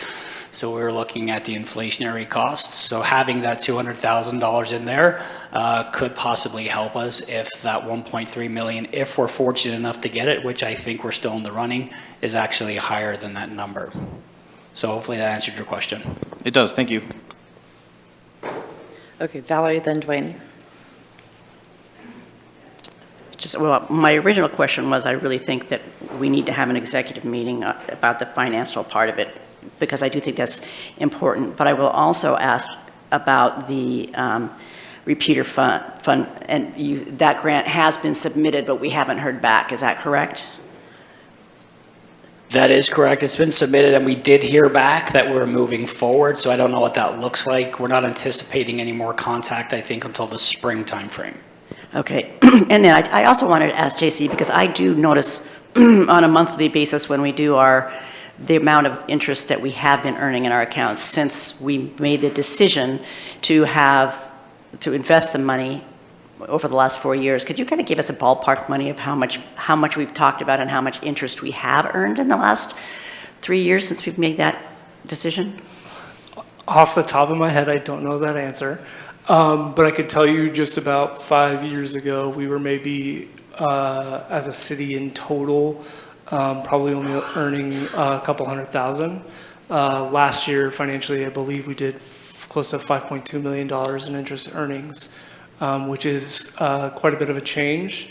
But conservatively, because we have seen such a swing, budgetarily, I'm not necessarily recommending that each program count on getting $5 million year in and year out, because we are seeing the interest rate go down. I think we all realize that that's kind of how that goes. You ride with it when it goes up, and then you also prepare that it may not always be there. Currently, when you get the interest, does that interest stay within each department? How does that work? How does the interest work? Yeah, so that's normally a management decision on how that works. We treat every fund fairly and equally. So it's based on the cash balance of the fund. And so as of right now, I believe water and water capital have a lot of money storing up for the water treatment plant, which we just discussed earlier, which they would get, I believe it's the bulk of the interest or the larger percentage. It's based on percentage though. But other departments, same thing, basically they get it and it kind of usually goes back into that department? That is correct. And even those smaller programs, they do realize on those operational interests. So like the industrial loan fund, that has about $400,000, that does the facade grant program. And so if no monies come in as far as interest, because there is no revenue source for those, they don't necessarily have as a robust program in that fund. Okay, thank you. Dwayne? Yeah, I just have first a clarifying question, because I can't remember all these acronyms half the time. The CDBG fund, is that the one that fixes people with their houses, heating and stuff like that? And is there a reason why we stopped that for some reason to help people this year? Or, yes, we did, where I was told that they were stopped. So is there a reason why we're not doing that? And put it on pause right now or something? Because I was told there was grants being requested for people that had housing, heat needs and stuff like that, and the city was told no right now. Right, we received, I believe, about 90 applications this year for that program, and we only had enough funding for, much lower than that, I think around 10 to 12. So we are completing this year those projects for the ones that we have funding for. The number of 100,000 that Aaron put up on the screen earlier is a different project within CDBG, so it doesn't take any money away from the housing rehab. Okay, that was my question. Thank you. Excuse me, I just want to clarify too, but the housing rehab, when in the next year, there will be more money put in there because they plan to continue that program, correct? That's correct. Okay, so it was just that this particular year ran out of money, but it is an ongoing program. Thank you. I do have an answer to your previous question. Approximately $1 million is roughly around a little over 3%. Joel? So before I make a decision, if it's up to me, I need that executive session, and the two main things I need to look at are, one, the appraisal, and two, what the budget for operations is and where is it coming from, and what is the city budget associated with that needed to keep things operational. Because we need to not just have a shelter for 6 months based on last year's donations, but we need an ongoing program. And it would be foolhardy on our part not to ask those questions, because otherwise we could be obligating a budget, which maybe we want to anyway, maybe we don't, but we want to do it consciously and not by accident or because we didn't ask the questions going in.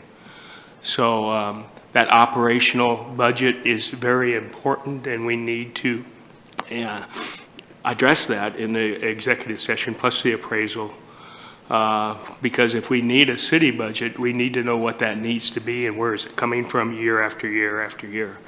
So I just want to answer that because I'm unclear. I don't think that there was an operational budget from the city for the MINT program. I just want to clarify, you can talk about you can discuss the appraisal, you can discuss property purchase, but the discussion of operational costs and budget is not an executive session item. That would need to be discussed in open session. okay, well then we need to have that discussion as well, because I think it's an important discussion for all of us, including the shelter. So I just want clarification because it was my understanding that the purpose of this and my doing and working with MINT was the fact that they were taking over the operational part of it, and they were simply asking for the building so they can continue to get grants and get operational funding without coming to the city. And I guess while we have them here, maybe we should get that clarified since they're here. But that's my understanding, was we had talked about opening up the north end of town, doing something and paying whatever, and paying operational. And at one time, UCAN gave us they said for $3 million, they would, in a 2-year contract, they would operate it. But that was asking for operational. This is not asking for operational. This is simply asking for a one-time. So what I'm thinking is, as we make the investment, it's not a one-year investment, it's not a six-year investment or a six-month investment. It is a 5-year investment, it's a 10-year investment. And we want to make sure that we ask those questions appropriately in a business plan, both for the nonprofit and for the city, because we don't want surprises down the road because we didn't ask the question. And it's my understanding that that will be written, that could be written into the contract. Is that something that's talked about at the executive? Because yes, those sorts of contract things, I also believe if that needs to be discussed today, then I would like to discuss it today in terms of the contract moving forward for them having their business plan, us having our, because some of that was discussed today, brought up. So what you're talking about is all good discussion, but you don't have all of the information at your fingertips at the moment. What you're asking for is more of a business plan, I think, to be submitted based on Parker Place and implementation timelines and budget.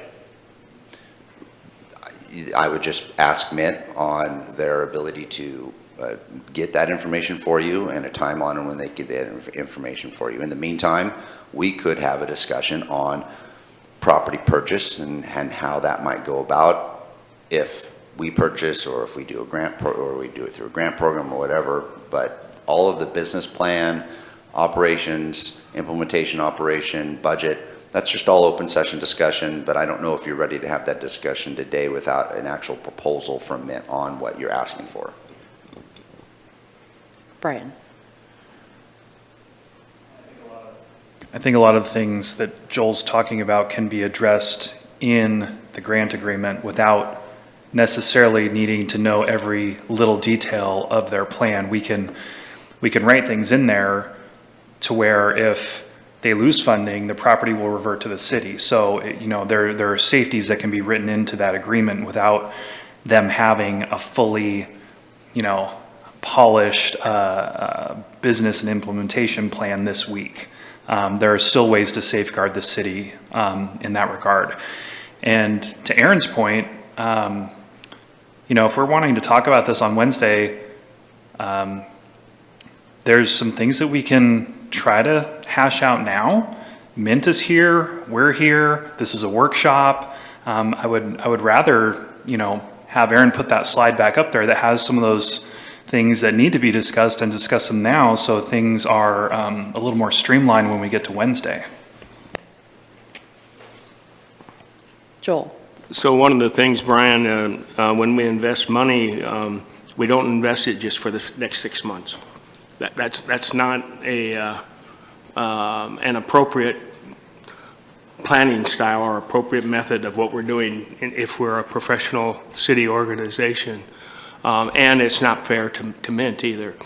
And we're not here to, at this point in time, unknowingly obligate future money to keep you going in business a year from now. And what I heard you say, and I don't know what I'm talking about, so you can correct me. You got some individual volunteer donations, but then what about next year? And then what about year 5? Because we want a facility that is sustainable and can continue to serve our members if we're going to invest this kind of money in a facility. Yes, thank you for the long-term concern, because that is certainly our plan, is to be around for the long term. The really origin of this request is that Mr. Parker would like to retire and he would like to sell that building, and we don't have the funds to buy it right now. We have the funds to continue paying rent, but obviously we could use those funds in a much better way if we could. We are only asking for money from city for the purchase of the building. We plan on continuing to pay for operations out of our grants and private donations and whatever other funding we can continue to attain. Funding is always hard, I think, for nonprofits. It's always a, golly, I hope we'll be here next year.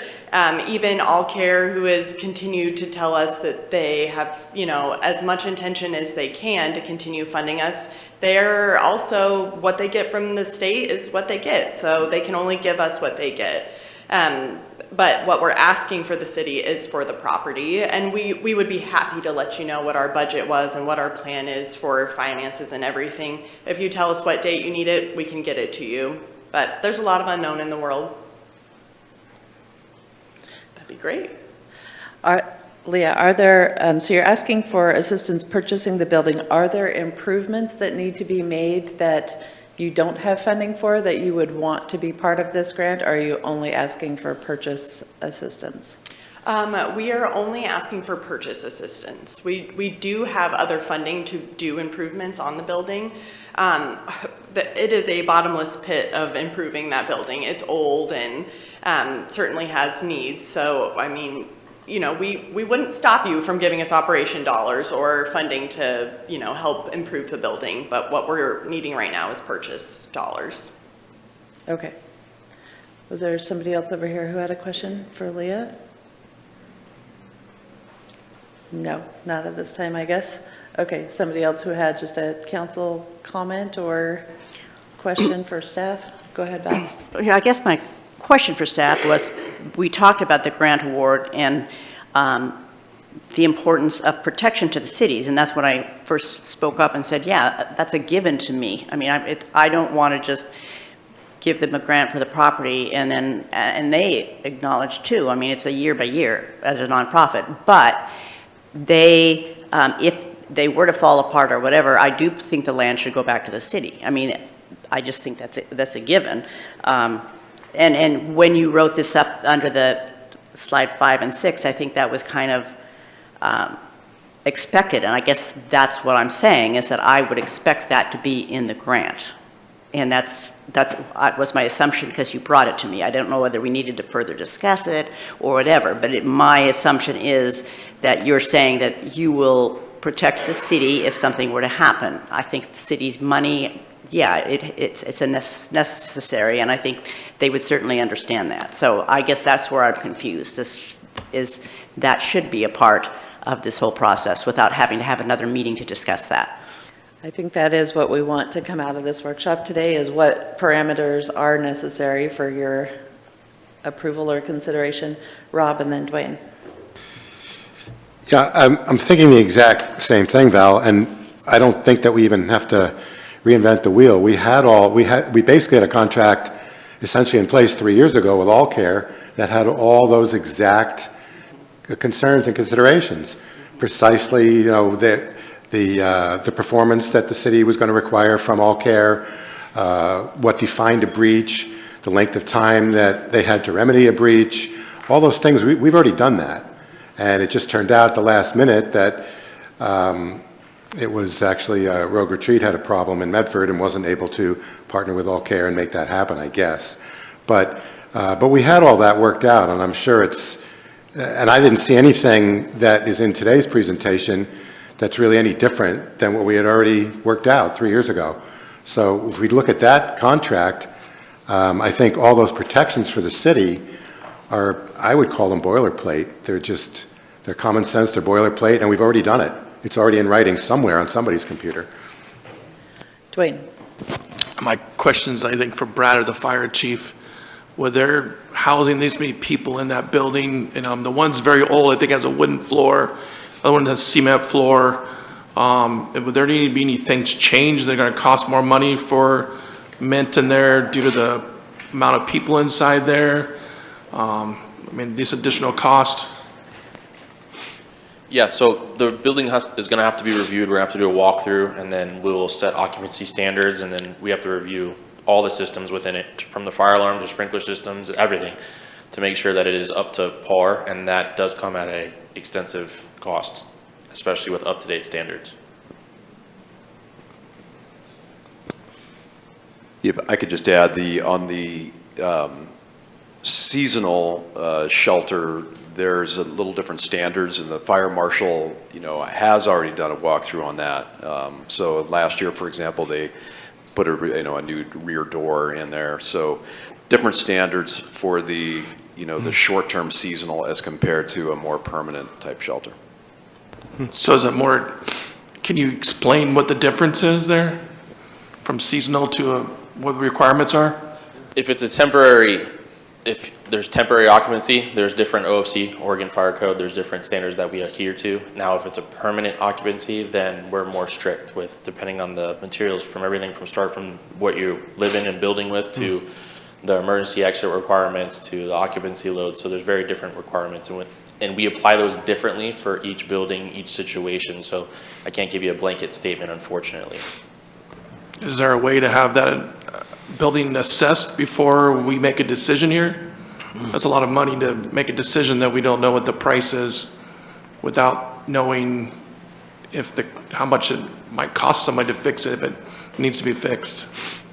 We can certainly have our team go over there and assess it. However, we don't set costs, so they would have to go based off of our recommendations and working with the team. They would have to go out and seek bids and stuff from multiple fire alarm companies and everything that we would require in order for them to get the full cost for that.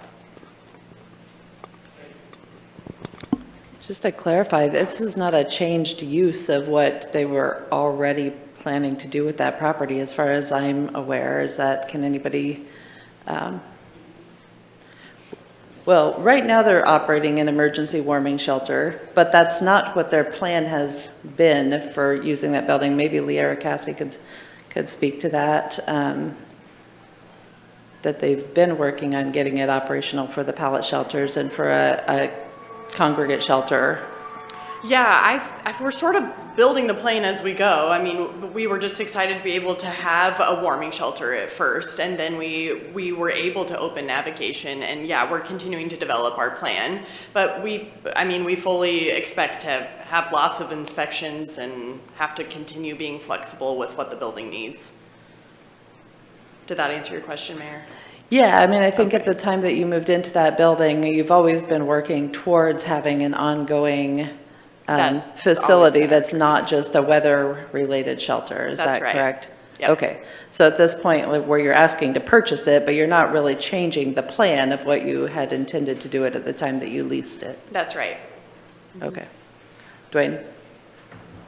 So there's no plan, it seems like. This just keeps it developing and it's up in the air. I mean, these are her words. I thought we were talking about a shelter permanent to get rid of J Street. That's what people have been saying here. And now the plan keeps developing as time might happen with no permanent thing. It just doesn't make sense to me that that's not the plan. I thought everybody was here looking for a permanent thing for 4 or 5 years, whatever. And now every time we ask a question, the plan keeps, well, there might be that's where we want to go.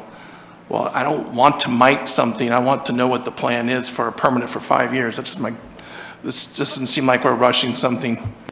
Well, when we moved into that shelter, J Street didn't even exist yet. We were still in parks. I mean, we had our first warming almost a year ago now. So we have had dreams. We always dream of being able to shelter folks. We hate the thought of people being in our parks or at J Street or wherever it was. So we just had to remain flexible and bend as we needed as the situation changed. We want to be good partners and we want to develop the same goals, but the world we live in changes, so do our goals sometimes, I guess. Thank you. Is it a question for Leah? No, it's or not. Just, okay. The pallet shelters are what is the transitional part, and those are outside of the building, correct? So. Yes. Any shelter we would offer, any navigation service we offer, just our daytime, the goal is transition. We want people to reach their goals. So okay. I don't know what definition of transitional, would be too rigid for us to stick to. Okay. Thank you. Okay. Did you have something else, Val? Okay, DJ. So I have this this business plan document. Oh golly, Partnership for Low Barrier Shelter and Urban Campground Initiative. Yes. As I understand it, that was designed around the idea for Washington? Yes, I believe so as well, yes. Okay, now whereas it demonstrates a business plan and goals and initiatives, which is great, is there anything about this document financially that can be extrapolated to Parker Place, or has that just become a different beast entirely? I would have to review it myself as well. I'm sorry, I didn't write it, but essentially, you know, operations is definitely a little bit contingent on capacity. So, you know, the building at Washington had a different capacity than what we're going to be able to maybe achieve at Parker's, for example. And I think that Rogue Retreat has really good example for like what per person costs are, and I think that would be very similar probably for what we would use. So I do think that you could probably use that thinking about capacity very similarly. Sure, and I think this question kind of answers it, but I just want to be explicit here. It demonstrates role definitions and responsibilities for the City of Grants Pass and Mint. And under City of Grants Pass, it talks about financial dollars to support operations defined annually based on need and mutual goals. So is that goal, role and responsibility fundamentally different for the idea of Parker's Place? Well, when we were first approached, we weren't sure whether the city was going to offer operational support. Sure. So I think that has changed a little bit as it's become more clear sort of what our need was going to be for our current location. Okay, that answers that. Thank you. Okay, yeah.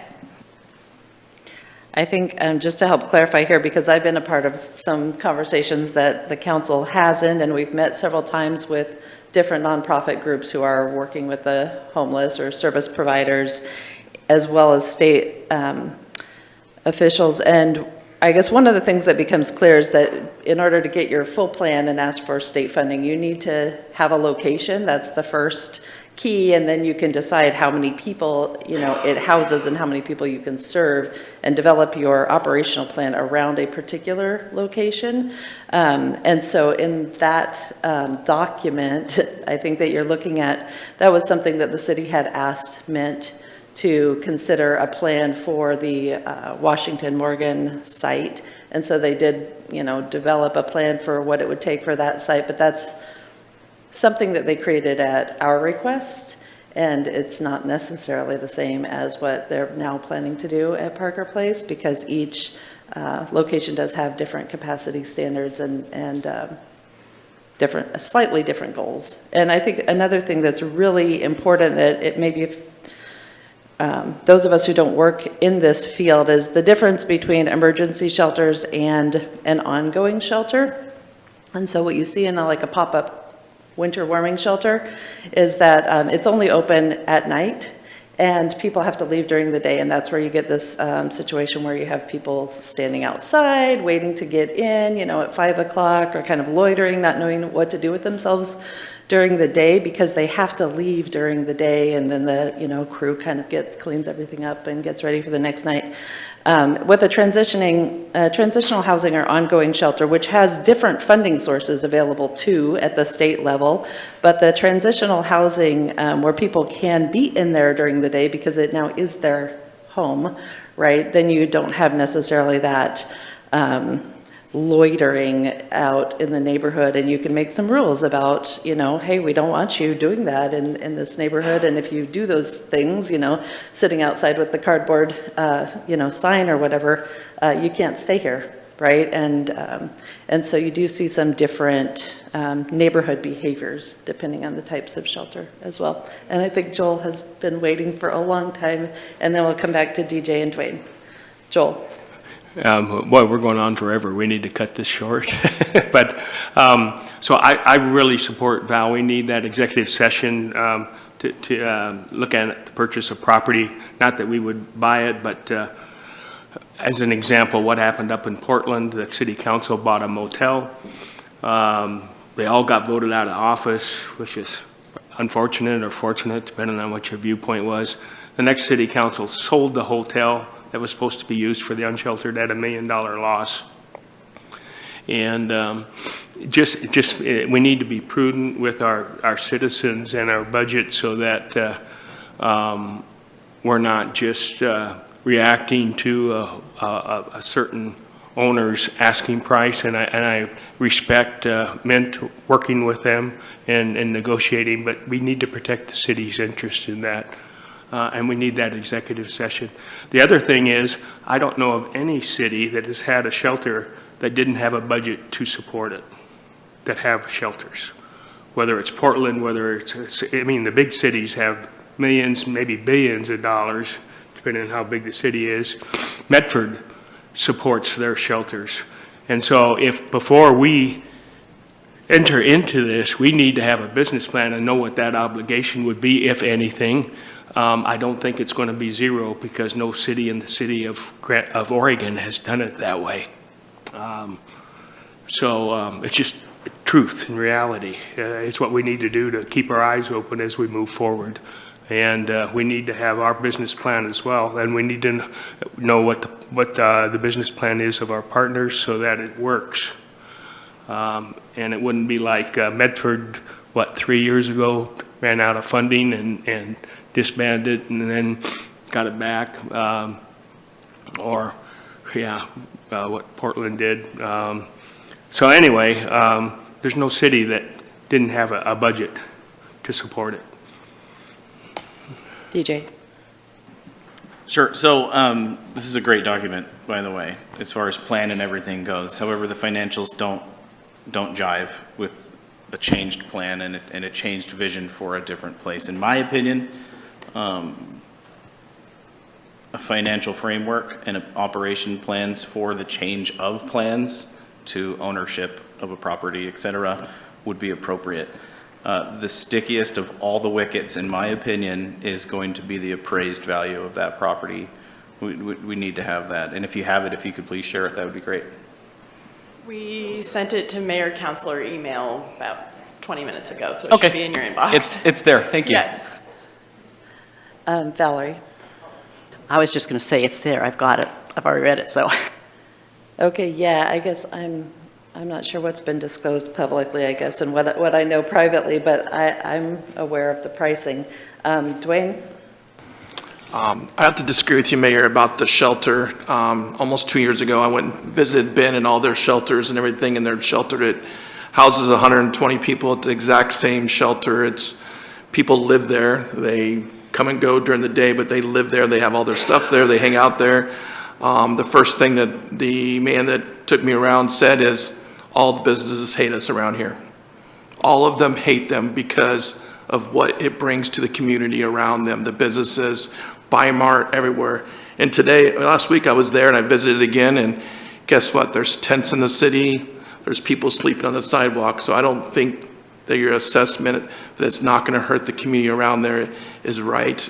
Everywhere there was someone being affected. So that's my 2 cents on this. All the hands up over here. Rick, and then Joel, and then Vanessa.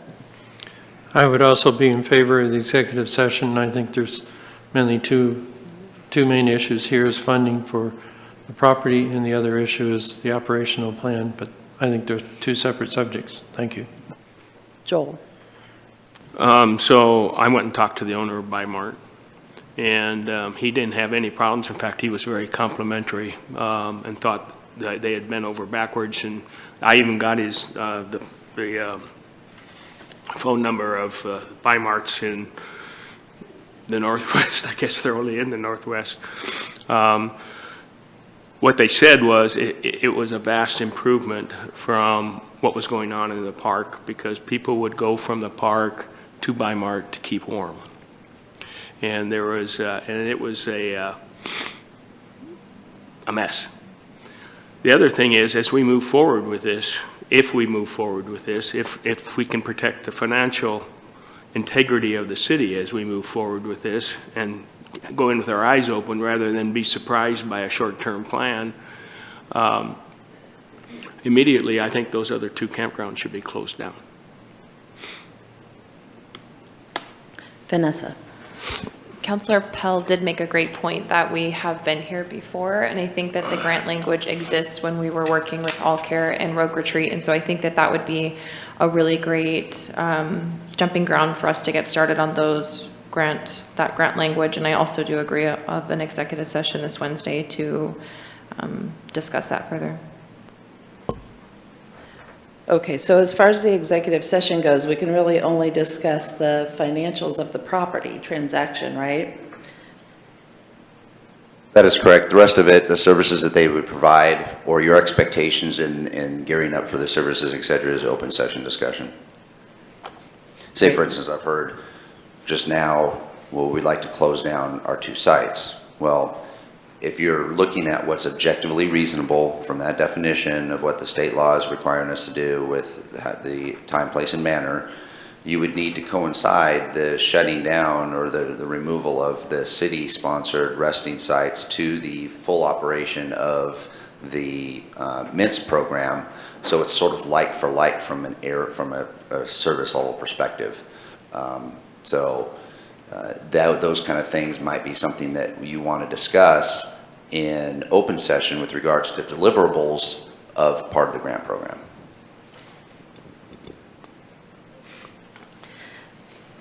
Yeah, so far, you know, I've heard, I guess, the kind of caveat that the property would return back to the city, or the value of the property would return back to the city if it were not going to be used in this way. Are there other things that you would want, or questions that you need staff or meant to be able to answer?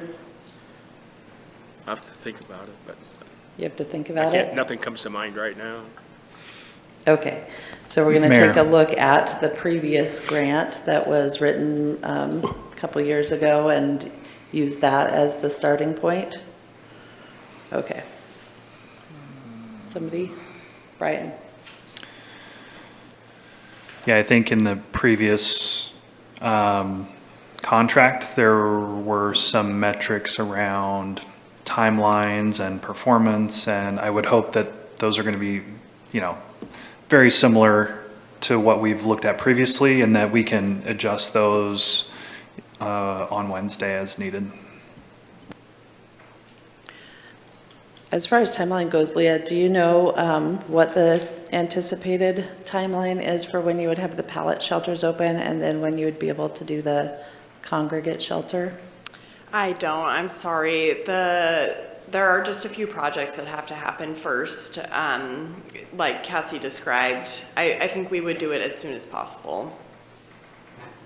And I don't think we have any trouble with the city retaining control of the property as long as we're operating there. I don't think Mint would have any objection to something like that, what y'all are discussing. Just wanted to say that as well. Thank you. Valerie?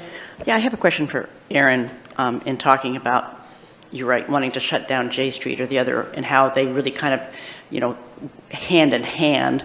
You know, if we're going to do that, that's going to be a policy decision, and obviously that policy decision will probably end up in the next year, because whatever. My question is if the future council wants to shut down J Street, will they need to show that there's something else in place for the state? How does that work? Well, the policy decision of having that coincide with the grant program could be a policy decision of this council if that's what you wanted to include in the grant award project, to where that would be the intent. So you're matching service level to a contribution. Ultimately, we're operating the two resting sites. We're going to be operating the two resting sites through the calendar year. We haven't received any information from this policy board to the contrary. The new policy board coming on can have those discussions, but ultimately the discussions would center around really objectively reasonable and what your definition is. And each community defines what objectively reasonable is, because the state did not provide any hard definitions of what that is. That's one of the things that we're trying to look at changing at the state level. League of Oregon Cities has that as one of our top priorities, to try to get some additional clarity from the state on what truly is objectively reasonable, so things can be more defensible. But until that happens, and if it does happen, it's left to the policy boards of each community to determine what that definition is. Did I answer your question? Not really, because objectively reasonable is kind of a vague I won't be able to answer that question. So it just comes down to, you know, if just closing it and having them go to the mission is considered objectively reasonable. If this or a future council wants to call that objectively reasonable, it is their prerogative to do so, and it truly is. There is no hard definition of what that is. You try to provide justification for your decisions and move forward in case you need to defend that decision sometime in the future. Okay, so my question is, and I guess I'm unsure about what you're saying then, that if we wanted to make it a part of a, you know, Parker's Place, putting this in as our objectively reasonable and closing those, we would have to do it I guess I'm unclear of exactly, say that again, exactly what we would have to do to have that happen. Well, what I was trying to say, and I don't want to mix your words or thoughts or anything, but you mentioned something about it would need to be the next council and as a policy board to determine on when to shut down our two resting sites, and would there be a correlation with the grant? You can make it a correlation with the grant, or you don't have to. That's all up to council. If you want to have certain performance metrics associated with the dollars that you're providing, you can do so, but that just needs to be defined, and I would just need to have that direction from council. So you can put in there that here's the grant, you're going to get basically, like Councilor Fazer was talking about, there's a business plan that he's looking at. Well, they'll have a business plan, but for Parker Place, that will define success in full operation. And if that's in parallel with what this policy board or future policy board defines as success, for this policy board might be that we are not owning and operating an unmanaged campground. And if that's success, and if the partnership for that is to provide dollars to provide a permanent location for Mint, then that's the correlation that you can have through the grant. If the policy board here or the future definition of success doesn't have anything to do with whether we operate or not operate a resting site urban campground, then that doesn't have to be part of the grant program. Or maybe that's something you address later. But it really truly is, you are the ones with the dollars, you're the ones setting the policy. It's truly what do you want to adhere to for performance standards and expectations in the grant program that you're providing. Brian? Pass. Rob?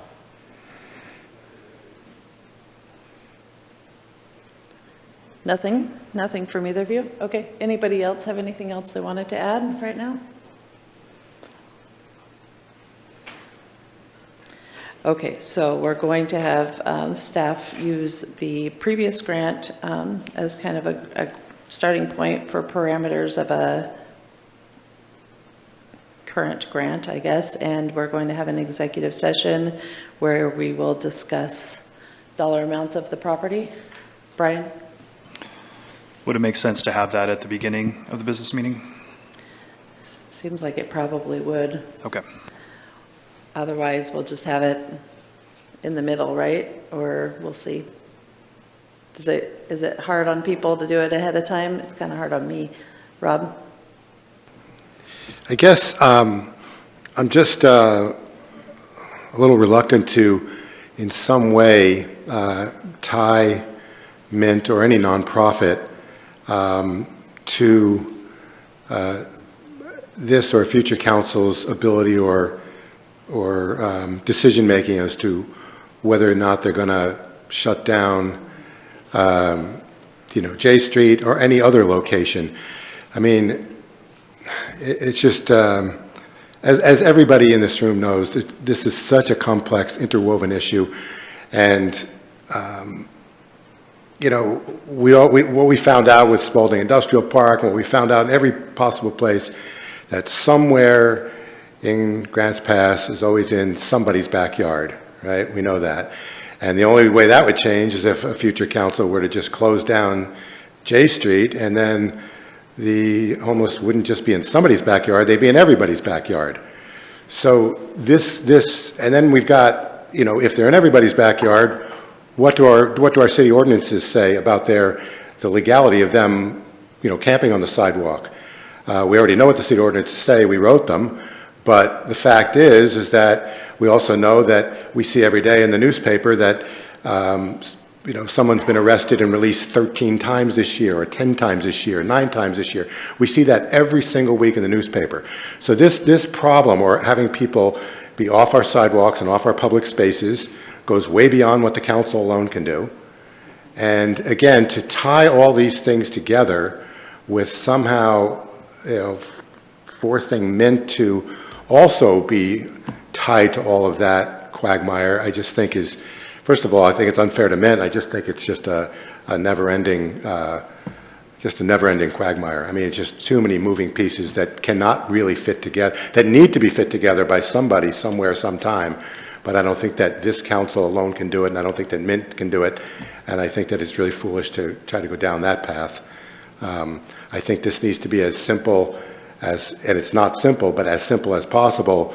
You know, does the council want to essentially buy a piece of property for Mint to do their thing? And we also know that that's going to change somewhat as the months and years go by, and to some degree as their funding, like every other nonprofit's funding, goes up and down from year to year. Within that construct, they still have to meet certain minimum standards, otherwise they'd have to give the property back to us. But to have too many moving parts in there, and I just mentioned several of them, not all of them, but to have too many moving parts in there, I think would be unfair and foolish.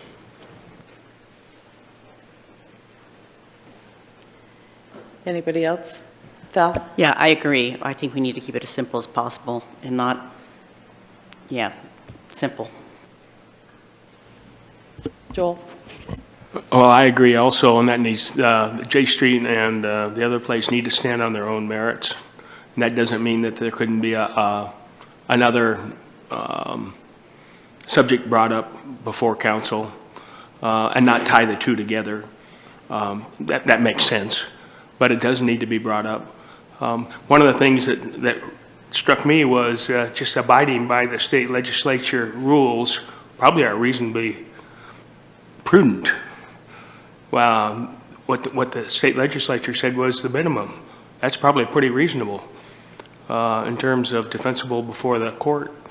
And that's a lot less than what we're providing right now. So that's another option. But we'll have to look at it and see and have it be its own topic. I think that makes sense. Vanessa? I also agree that the grant and the J Street should not be intertwined. Brian? I would just request that staff could get us a draft of the proposal at least 24 hours before the meeting so council has an opportunity to review. We can do our best effort, but I don't know if that's deliverable. I believe in you, Aaron. You can do it. So I guess, Valerie? so my question is then, if we want to talk about the parameters ahead of time, I mean, that's the advantage of having the executive session and having to know about the building helps us to move forward with the parameters of the contract. So the contract would have to be open session. I mean, the parameters would have to be an open desk. So are we saying we're going to put that on the agenda as well? Well, yeah, I think if you, that would potentially help. You're going to have a document to look at, and you're going to want to maybe discuss or make some changes associated with that. And having a link to the closure of J Street versus this, you can't link the two, but you can have in your contract a definition of success for you providing dollars and your return on your investment. Your return on your investment may be this level of service, and it would be mutually agreed upon that this is our plan for this level of service. Once they meet that level of service, they're complying with the grant agreement. And at that point, as a separate issue, you could say now that they're complying with this, we now have an opportunity to discuss what to do with our resting sites. They're not linked, but you are establishing a definition for success for you as a policy board on what your return on investment is for that property. And in doing so, opening the door for potential options for you to deal with time, place, and manner and objectively reasonable, if that makes sense.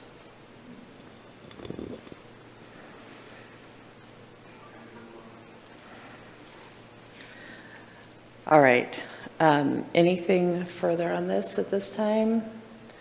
I think let's plan on doing the executive session beforehand. I don't think it needs to be very long in the sense that we're just discussing some money issues, right? And that the bulk of the discussion needs to happen in open session.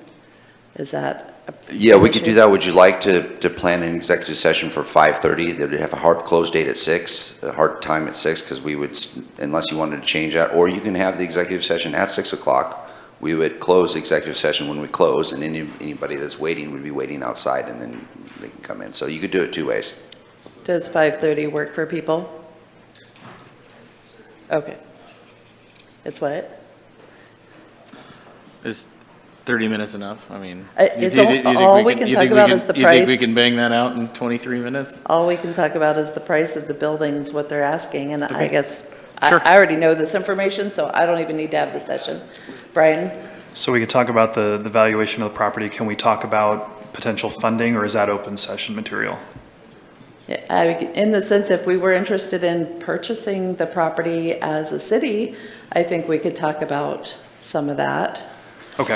The funding is open session discussion, really. And it's sort of how we've done it before in the past. When we've had executive session for purchase of property, you authorize the purchase of the property. We, as you know, already have seen some of the potential options, but the discussion of where the funding comes from in general is open session discussion. Anything further? Okay, Brian? Motion to adjourn? I think we Oh, it's too eager. potentially just need to do a real quick agenda review here. So we do have a meeting coming up on Wednesday. We'll do our executive session at 5:30. Executive session? Yeah. Is the new council and mayor invited to that? No, Okay. they're not currently elected officials. Is that, I mean, past practice, have you ever done that? Listening to our finance director talking to me about something, what was your Whether the question? newly elected officials would come to a current executive session before they take office? Ultimately, that's, executive session is council privilege. And if council so desires to provide that opportunity, that's been done in the past, that would be ultimately your call as a Okay. council. I guess, council, you can decide. DJ? In my experience, we are asked this every turnover, and it's always an issue. And the fact remains is we don't have a new sworn-in council, we have a council-elect, and we're just talking price here. Joel? While what DJ says is true, I think it's also important that we have them there. That we have, if they want to come, that they're welcome to come. They don't have to come, but they're going to be making decisions, and they need to know the background, and they need to know the discussion, and they need to know what's going on, and they need to know the different sides, advantages and disadvantages, and process is, a lot of times, is much more important than the decision. And if you have a shared process, it makes the decision much easier to get. If you don't have a shared process, you just keep doing it over and over again, which we could do, but that I don't want to do that. So I would have them come. Rick? So the question I have, I think it's good for everybody to be informed, but if they're invited, I think they would expect to participate and be part of that decision. And I guess if they were sitting there listening, I don't have a problem with that status, because they would see what the interaction occurs. Well, how would that be handled? Ultimately, it's your meeting, you're the policy board, but it would, unless there is a specific purpose for, like a specialist, say a city attorney or your labor law attorney coming into executive session, providing you information as a staff person, I would see that as they would be just observing and not providing contextual input on policy when they are just elected and they're not sitting on the board. I don't know, does anyone want to make a motion about this? Dwayne? I move to allow the new incoming council and mayor come to executive session if they choose so as observation only. Is there a second? Seconded by Joel. Any discussion on that? DJ and then Rob? I've said no to this every time I've been asked. Rob? Yeah, based on the decision that we will be making in the next, potentially next week or two, I see no advantage of to the citizens of having the newly elected at that meeting. I know in the past, I was at an executive session when we were dealing, before I was sworn in, when we were dealing with ongoing litigation that was likely to last several more years. And it made a lot of sense for me to know, and the elected councilors to know, what we are likely looking at long-term as we move to the Supreme Court and so on and so forth, because we're going to be dealing with the exact same issue. This is a very focused issue, and I don't necessarily see how the newly elected are going to impact this issue and any votes we may take on Wednesday night or this month, for that matter. Vanessa? Yeah, I'll just second that. For this specific topic, I don't see a need. Okay. Dwayne, you made So, the... just a second, I do, Okay, Val. yeah.